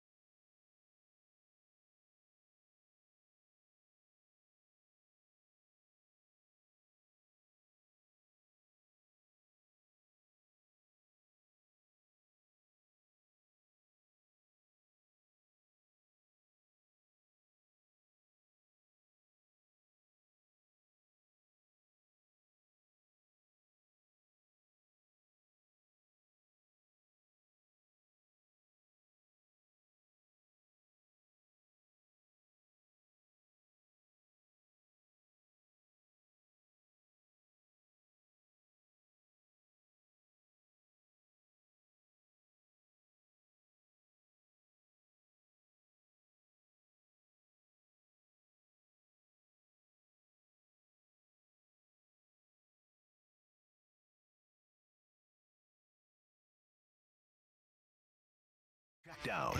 Brought to you by the Barbasol Horizon League Basketball Championships. March starts here at the Indiana Farmers Coliseum, March 11th and 12th.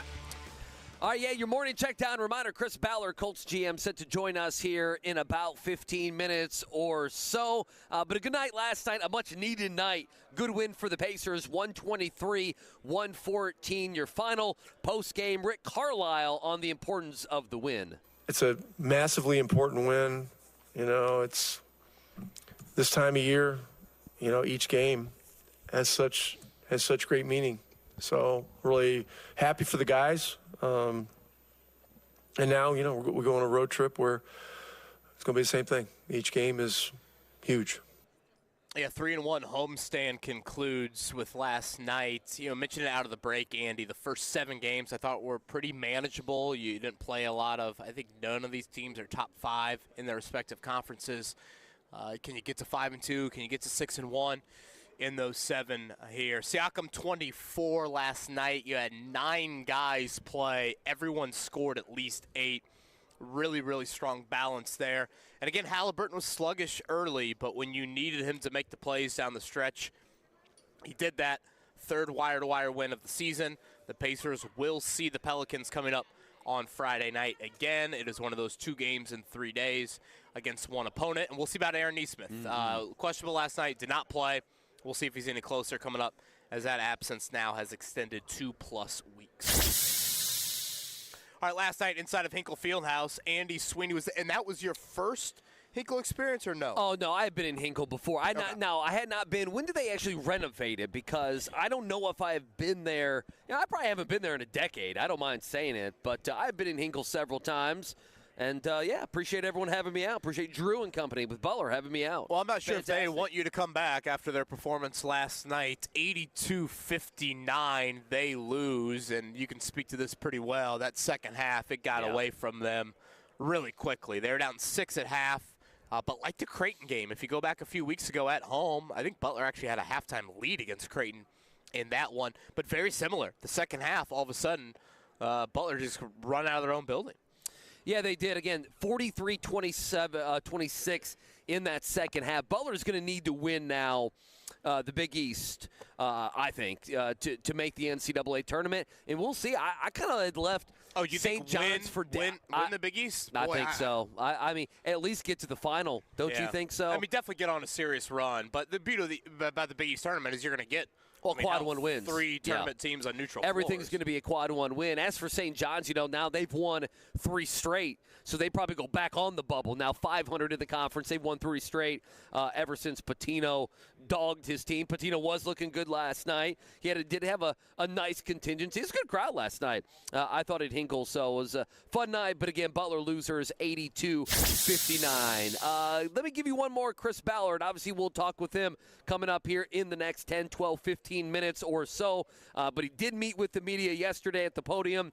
You've heard a lot of that sound the last several hours here on The Fan. Here's Ballard on Michael Pittman Jr., obviously one of the bigger conversation pieces as we're here live at the Combine. We've had talks with his agent, who's really good. His agent's been doing it a long time. He's really good at what he does. We'll work hard to get a deal done. It's a tool we have. I'm not going to say we're not going to use it, but I'm not going to say we are. Hopefully we can come to an agreement and find some compromise on a deal. On a follow-up later, definitively, he did say that Michael Pittman Jr. will be back. How that looks, still some loose ends to tie up exactly franchise tag or a long-term deal. So we'll chat with Chris Ballard about that, but much, much more. Again, I think a little bit bigger picture stuff with the Colts GM coming up in about 10 minutes. Today at the Combine, defensive players workout. Those begin at 3 o'clock on NFL Network for those wanting to check that out. So those are probably the big items. Brock Bowers going to meet the media here in about a half hour as well. So some of the big things on the docket Combine-wise. Scotty hit us up. No pop quiz today. Scotty says the last Hinkle renovations were 2014.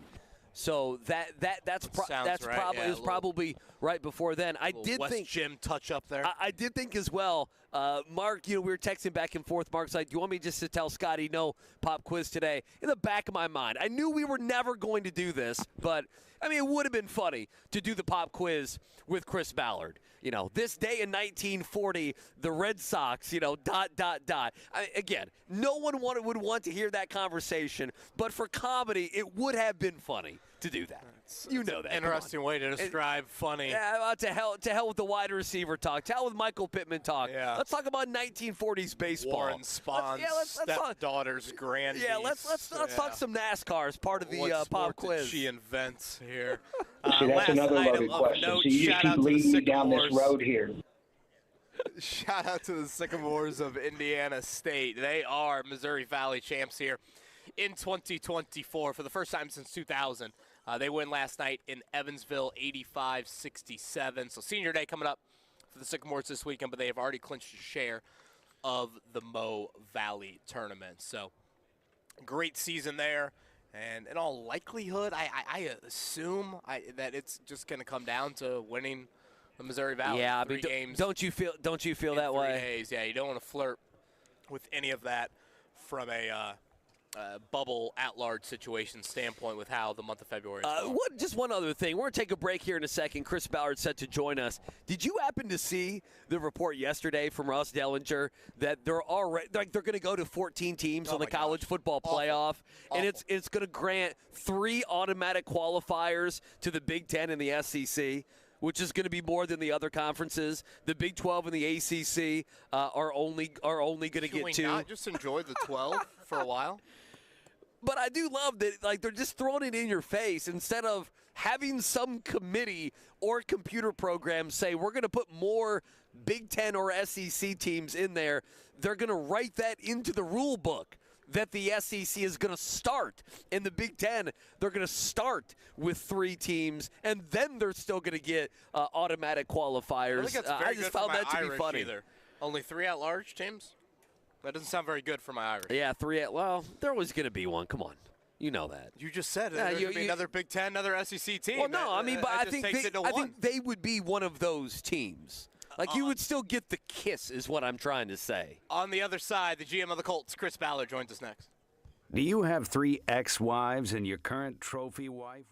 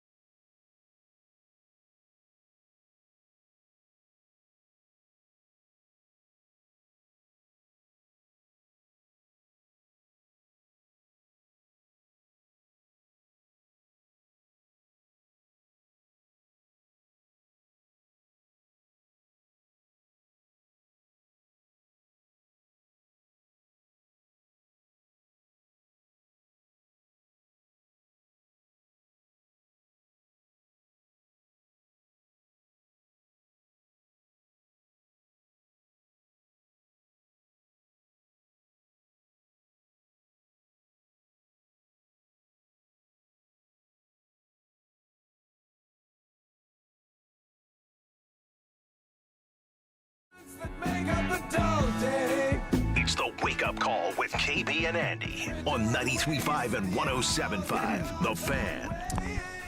All right, so back at it. We're live from the Combine. Chris Ballard going to join us here in a second. In fact, I just saw him walk in. So there's your GM of the Indianapolis Colts. We'll talk with him here in just a second. You know, I mentioned this with Matt Taylor, and even for Chris, it's such a difference from last year to this year, the conversations around the Colts. Oh, massively. You mentioned not only the success of the season being right there on the cusp of making the playoffs, but the conversation around the roster itself, the conversation around the most important position, the quarterback position as well. So whether it be media, hacks like us, or it be the general manager of the Colts, it's just a total different conversation than 365 days ago. Yeah, I would really say is. last year, like 80-some%, 90-some% of the questions he got at his podium session were quarterback related. What was even number 2 last year for you guys? I mean, Steichen, obviously the head coach stuff was part of it. Probably a couple draft, random combine stuff, but certainly yesterday the tone of it was much different. I mean, there were a couple Anthony Richardson related rehab questions, and we played those clips earlier, but a far, far different tone. And I said it to Matt Taylor when he joined us earlier in the show. When you think about it, year 3? I'm trying to do the years in my head here. This is year 8 of Ballard being the GM. Year 3 is what you got to go back to. 2019 is the last time. That would have been Andrew Luck exiting the 2018 season. Comeback player of the year, and Colts make the playoffs, and they win in Houston and all of that.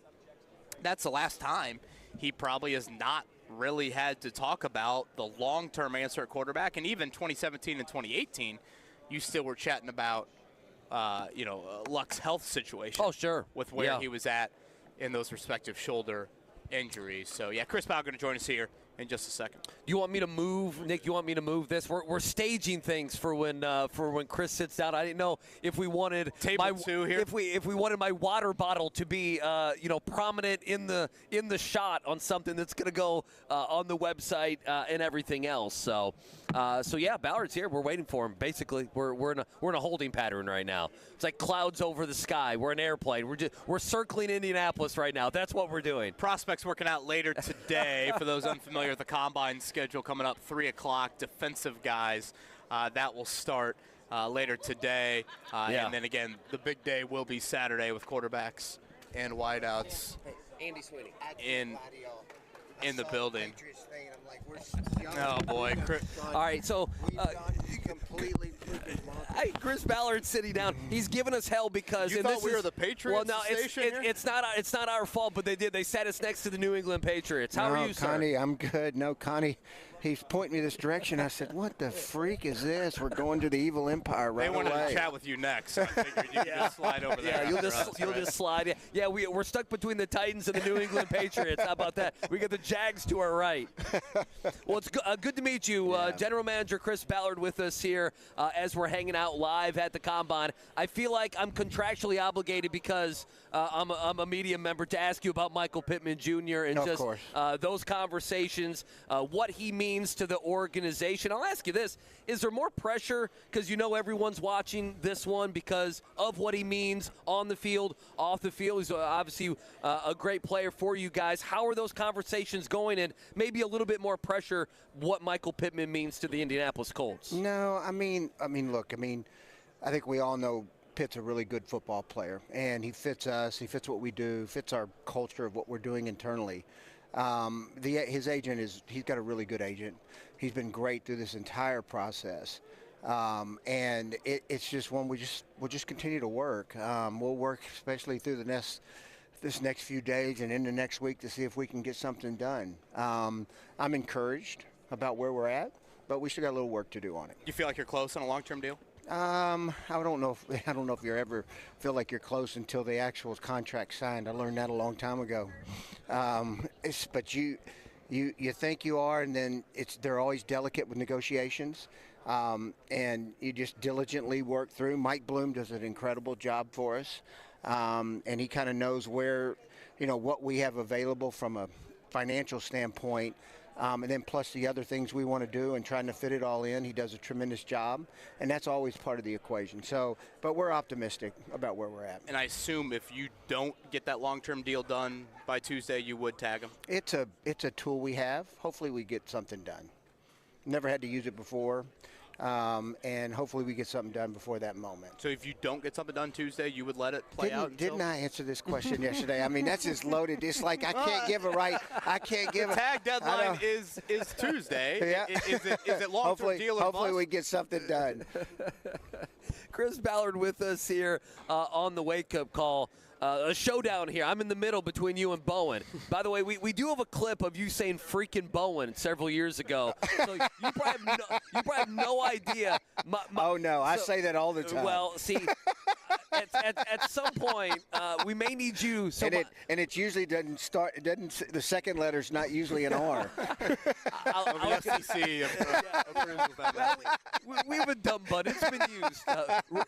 Rick Carlisle has put our dumb button to use in the last several weeks. I was going to say my last name's Sweeney. We may need a freaking Sweeney that we can kind of mash them together. Just ask questions about wideouts. Well, you'll get it. Yeah. Well, there you go. That'll be that. We'll keep that to the end of the interview. Obviously, talking about Anthony Richardson, you were asked about him yesterday. Not pushing that. It's good that his rehab is going well. How does he look, and how have the conversations been where you make sure that he's not doing too much too early? No, that's a good question. I mean, his doctor's been heavily involved. You know, Dr. Elatrosh did it out in California, and he's been a great resource just from a checking standpoint. All right, are we making sure we're hitting the benchmarks that we need to hit? We're not moving, too slow, but also moving at the right pace. And then between him and our rehab team, and then a couple other people that he's been working with for a few years, there's been really good communication and dialogue to what, where we want Anthony to be at this point, then plus when we get to April, May, June, and we're in a good place right now. Will there be anything different, like mechanically, with him? No. It'll be all. No. There won't be any changes. The good thing is there wasn't structurally anything wrong with the shoulder. Much different than Andrew's case, where Andrew, had a torn labrum. So a much different rehab than Andrew's was, and it's not as quite. It's a serious surgery, but it's not near as labor intensive in terms of the surgery when it's not a labrum, not a torn ligament. He is Chris Ballard. He's here with us live at the Convention Center, year 8 for the Colts GM. You seemed to express a good amount of regret yesterday about the wideout position, and I'm paraphrasing here, but maybe the lack of whatever support you gave Reggie Wayne and that staff last year, coupled with you're really bullish on this year's draft depth at wideout. Could you expand a little bit on the regret from last year and not giving that group enough? It wasn't as the regret came like when Doolin came. When you lose a good player, it's hard to replace that guy. And so and look, some of those guys, they gave us some good snaps and did some good things, but finding consistency out of that number 4 and number 5 is something we're looking to make sure we shore up. Getting Doolin back will help. His rehab's gone really well. It was a freak accident, with the ACL. I mean, I remember watching the tape over and over again going, how did this happen? I mean, he's on grass and he just makes a post cut and, the knee gives out on him. So, just a little bit of bad luck in that circumstance. And then, the depth part of it, finding a guy that, like Doolin's value is that, one, he's a core special teamer. He does a lot of the dirty work, at wideout, and he can do it from 3 different spots. And I always felt that he was one of the most undervalued players we kind of had just because of that role.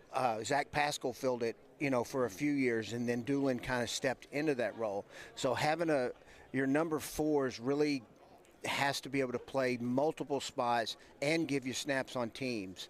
And I'm telling you, that's a unique thing when you got a guy like Doolin that can do all of them. That's got all Pro Bowl talent as a teamer, then also fill in if he's got to play wide out and actually start a game or two, you're still in good shape with him. And you feel this crop in this draft is, might compare to that 2020 group that you might have, 4 or 5 Hall of Famers in that crop? Well, I don't want to stamp them as Hall of Famers yet, but they're it's a very talented, deep group, which is good. I look at wideout again. Chris Ballard with us here at the Combine. Josh Downs seems to be the ideal complement to what you have in that room. How much is getting a little bit more yard after catch? Yeah, I think as he gets, he's still a young player, and even from a physical development standpoint, he's still young. His body's still maturing, and I think that as he gets stronger, and then plus he adjusts to how people are playing him. Like when you start watching the tape, the second part of the season, people were trying to take Josh away. He became really a dangerous, weapon for the offense, and especially on money downs when you got to have it. So.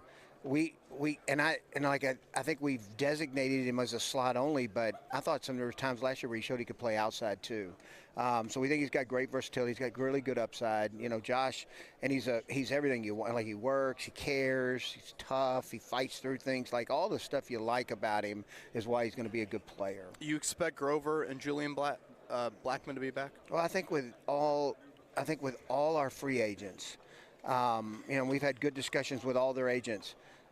You'd like to say absolutely, like to have everybody back, but that's not always realistic.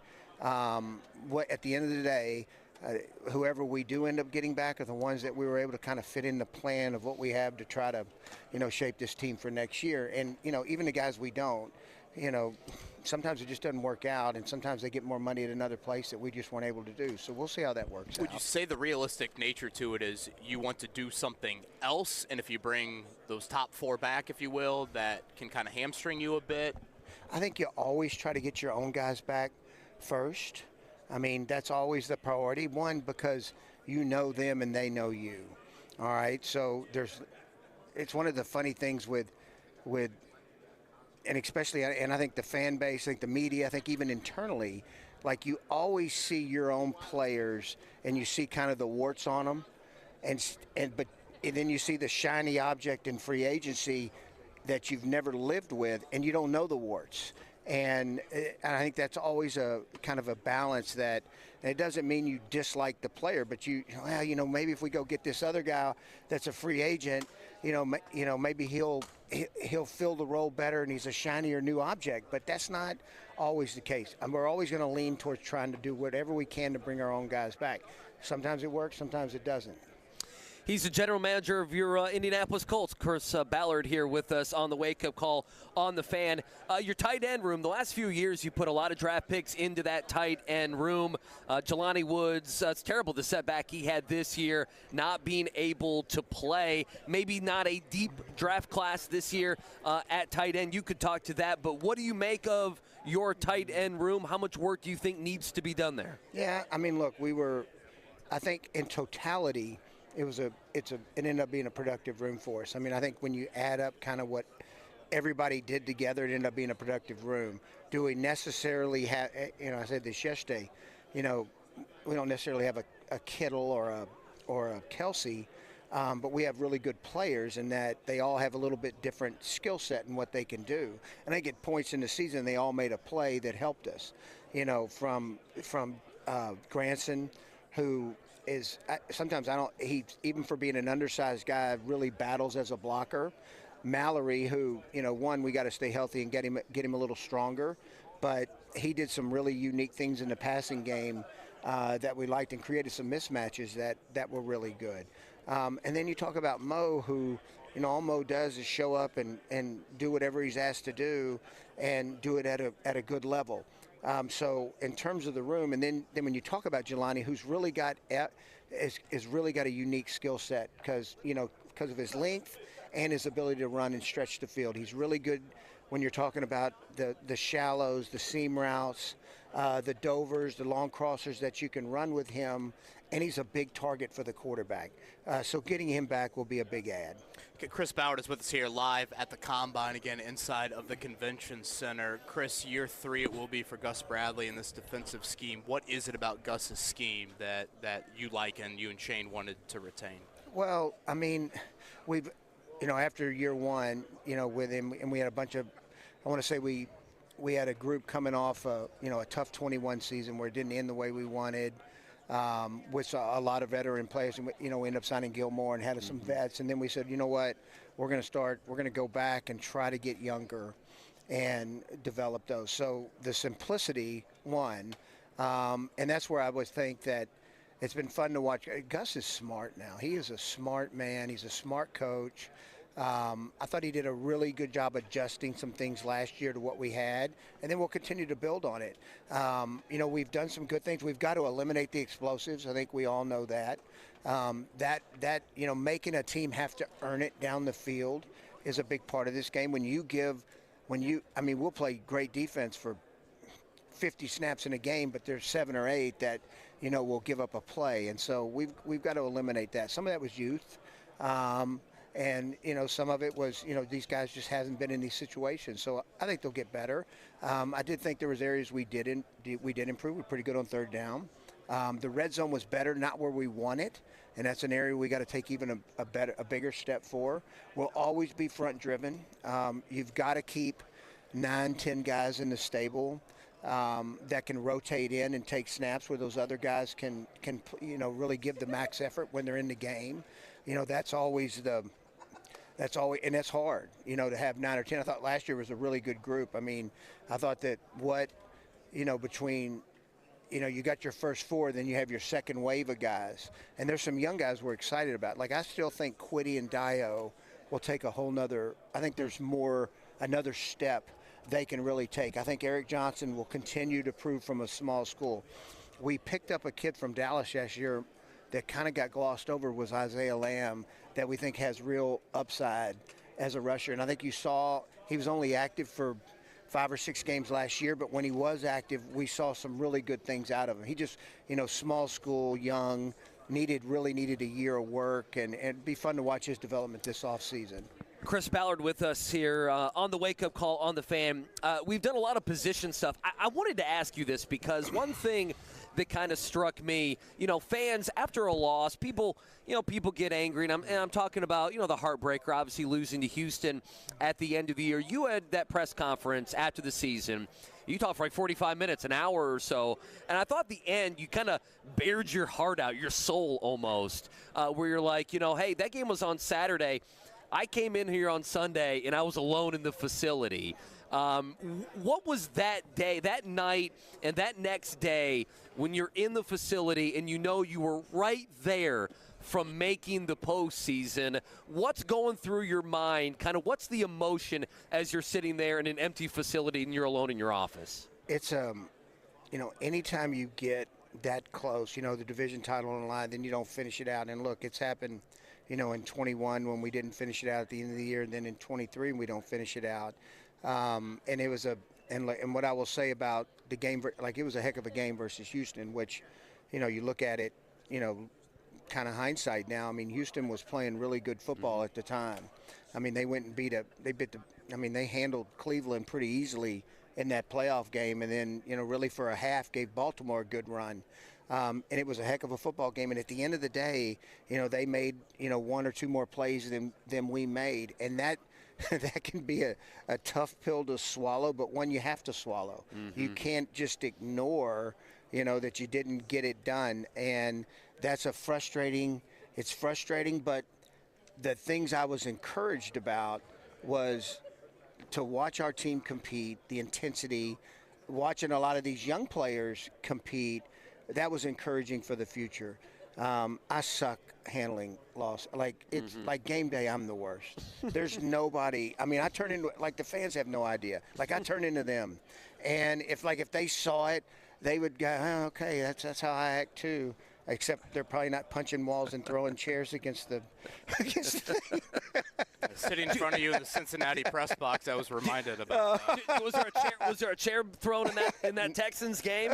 No, that was pretty good. Okay. That was pretty good. Okay. That one was pretty good. But fans don't see that. They see the result. But you're in there the next day. This is your livelihood, and it's like you were that close, and you were that close. Yeah, and look, that's the great thing about our league. It is so the difference between 6 wins and 11 wins. It's unbelievable. It could be 6 or 7 plays in a season. Well, think of your game with Cleveland earlier in the season.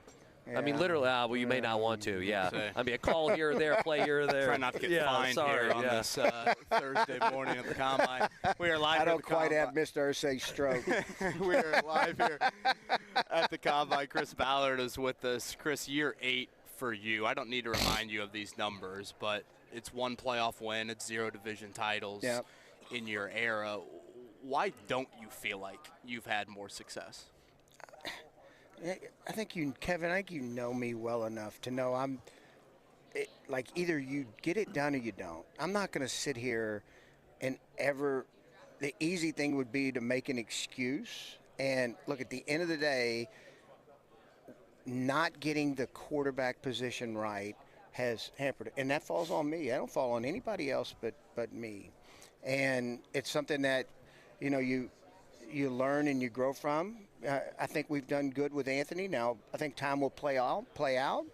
But my failures in that space and with a position that's so important, you have to get that right. You have to have a guy that can actually, lead you and make plays in critical moments.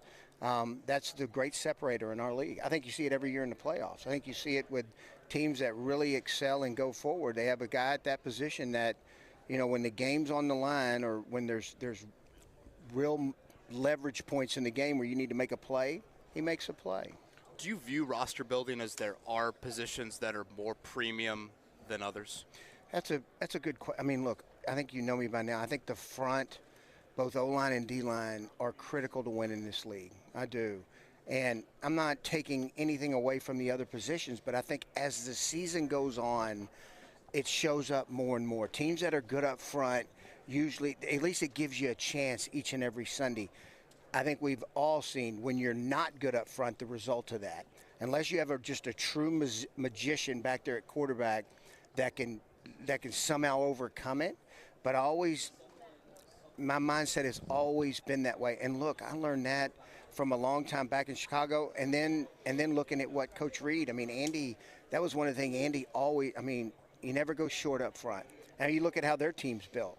It is, it's quarterback and then it's up front. And I just think in the long run, that still wins in our league. Last one from me. You mentioned explosive back about a month and a half ago. You want to get more explosive. How much of that is simply you just think the presence of number 5 under center gives you that, and how much of that is no, we need to go outside the building and make sure we do a little bit more there too? Well, unequivocally, I think the quarterback's going to help. I think it showed when he was in the game.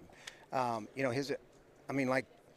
thought one of the really cool, and it sucks that we didn't finish it out, but the Ram game, I thought like in the second half, we play like crap in the first half, and credit to the Rams. They kicked the shit out. Excuse me. They kicked the crap out of us. Dump that, Mark. Please, thank you. Scratch that one out. They kicked the crap out of us in the first half, but the explosives that he was able to create in the second half was really fun to watch. But when you have, that's the one thing about Jonathan Taylor. Jonathan can turn a 1-2 yard run into a 40-50 yard run. Making sure we add another element to the offense that's really good after the catch that can create the play that's not there. Chris Ballard with us here. And by the way, the Jonathan Taylor, that Houston game, one of his no doubt finer games. Need to ask you this. You don't have to give up too much, but, free agency, draft, all this is happening. How much contact have you had with Mr. Irsay in that? How are those conversations? As obviously he's getting over his illness that he's been dealing with. I actually talked for 30 minutes last night. And he's good. It's really good. No, he is Mr. Irsay is always going to be involved. It's one of the things I really appreciate about him is that he's done this job before, so he understands the ups and downs of it. He understands the negotiating part of it. Sure. And of course I lean on him. And so we had a great talk last night. I kept him abreast. We'll talk again here when the Combine's over and kind of tell him, okay, here's where I think we're at and here's where we're going. But all good. Colts GM Chris Ballard. Chris, we don't want to keep you any longer. I know Brock Bowers about to meet the media, and I'm sure you're a fan of wanting to hear that, right? I think Kevin wants to go over there and get a glance of him as well. I mean, like, I've never seen a guy flip. Y'all would, from Mr. Wideout to now Mr. Tight End. It's incredible. He was pass catcher. Hold on. You saw the Hold Final on Four here. teams Now this it's a pass. Okay, so now we've redefined it as pass catcher. Freaking Bowen. He's a hybrid. He's a hybrid. For the pass catchers. Kelsey Kittle, Laporta, Mark Andrews. Chris, thank you for the time. Appreciate it. I know you're a busy man this week. All right. Freaking Sweeney. There we go. There we go. That is the Colts GM, Chris Ballard, with us here at the Convention Center. Again, defensive guys working out here at the Combine. Thank you to Matt Conti from the Colts for that as well. Brock Bowers, the throng of media has been stumbling into the Convention Center, and he's going to meet the media here in about 5 minutes. That was good stuff from him, I thought. Any biggest takeaways from about 20 minutes there with the Colts GM? Yeah, boy, I don't know. Whenever he mentions building from the line of scrimmage, it just it always makes me think of what I think we want them to do with that 15th pick, and that's take a defensive lineman. That would be one. And I don't know. I mean, I just wanted to know about the human side of it. Is you nearly make the postseason, you nearly win the division, and and you don't, and then you're sitting there the next day. That's an empty feeling, and then you gotta start the process all over again and build another team. Did I hear a little adding something after the catch there late? You heard some adding after the catch. All right. You heard some adding after the catch. You know where I stand on that. Listen. Can I steal the sports arousal phrase from JMV on that? I like that. I got no problem with that. Certainly the Jim Irsay news item. Talking with him for 30 minutes last night. I thought that was smart by you to make sure we got that question in there. I wanted to throw some big picture stuff at him. I think of a debate that I've brought up often without speaking to him, of course, directly on air, is I don't feel like they found the answers at the premium positions enough. And, he specifically mentioned quarterback. And when I asked him the era question of why you haven't had more success, but again, I think you could throw in kind of the premium positions on top of that. And again, he would differ a little bit, I think, on what you'd label probably as premium positions. But, there's been misses at corner. There's been misses at pass rusher, certainly. Wide out, it feels like you found something with Pittman. But, of course, I think you need more there. Left tackle, post-Anthony Costanzo took a couple of years. But, again, Bernard Ryman, to me, is an absolute hit with that. And then, obviously, the quarterback situation speaks for itself. So that'll be up on the podcast coming up here. How do we look on video, Cotton? We look good? Everything look okay? We did not get the hat question in. I did want to ask him about the hat. Yeah, you're right. He was rocking the same hat, though. Yeah, he had a little. Now, he did go over to where Brock Bowers is meeting the media, right? I think so. Did I not see that? Yeah, he walked that way. Now, is he more national media over there that he's going to next, or is this to get a glimpse at his future tight end? Is he going to go on with like Florio or something? Oh, XM, Sirius XM. That's your boy Charlie Weiss. There you go. Decided schematic advantage. Nice to throw a bone to the local media before a little bit of the national. Yeah, there we go. Appeal off of that. I think good all stuff in all covered pretty much what I wanted. He was certainly didn't want to give much about the Pittman answer. It's odd to me that he did. Are you going to tag him or not? Or is it long-term deal, or you'll let it play out till the deadline? That was interesting. He wouldn't answer that one to me. That probably is the head-scratching. Because, again, other GMs have said this about their players of if we don't get a deal done, we will tag them. And you've got till Tuesday. Yeah. Tuesday is that deadline. So just to play it out, Andy, if they don't tag him by Tuesday. If they don't. Then all of a sudden, that tag window is done. Right. You then have 8 days till the start of free agency to get a long-term deal done. What it does is it just puts pressure. It puts now an 8-day window on the Colts to get a long-term deal done with Pittman. And if for some reason he didn't, boom, he hits the open market again. That's not my expectation, but that's why I wanted to throw those questions. I can't believe that he wouldn't tag him. Right? I can't believe. I know it's not something that he does, but he says it's a tool that we have. Well, are you ever going to use the tool, right? If it's a tool that you have, use the tool. Would kind of be my thought process. Again, if you missed that, it'll be up on the podcast center. The Pittman stuff was obviously right at the very beginning. That's the main story here as the Colts are at the Combine. All right, we're going to wrap it up here from the Combine. Thank you to Voice of the Colts, Matt Taylor. Thank you to Chris Ballard for joining us. That'll be up on the podcast. Again, defensive prospects working out later today. Quiet night from a hoop standpoint in the state. Everybody have a great Thursday. We'll talk to you tomorrow, our final day at the Combine. March starts here. The Barbasol Horizon League Basketball Champion.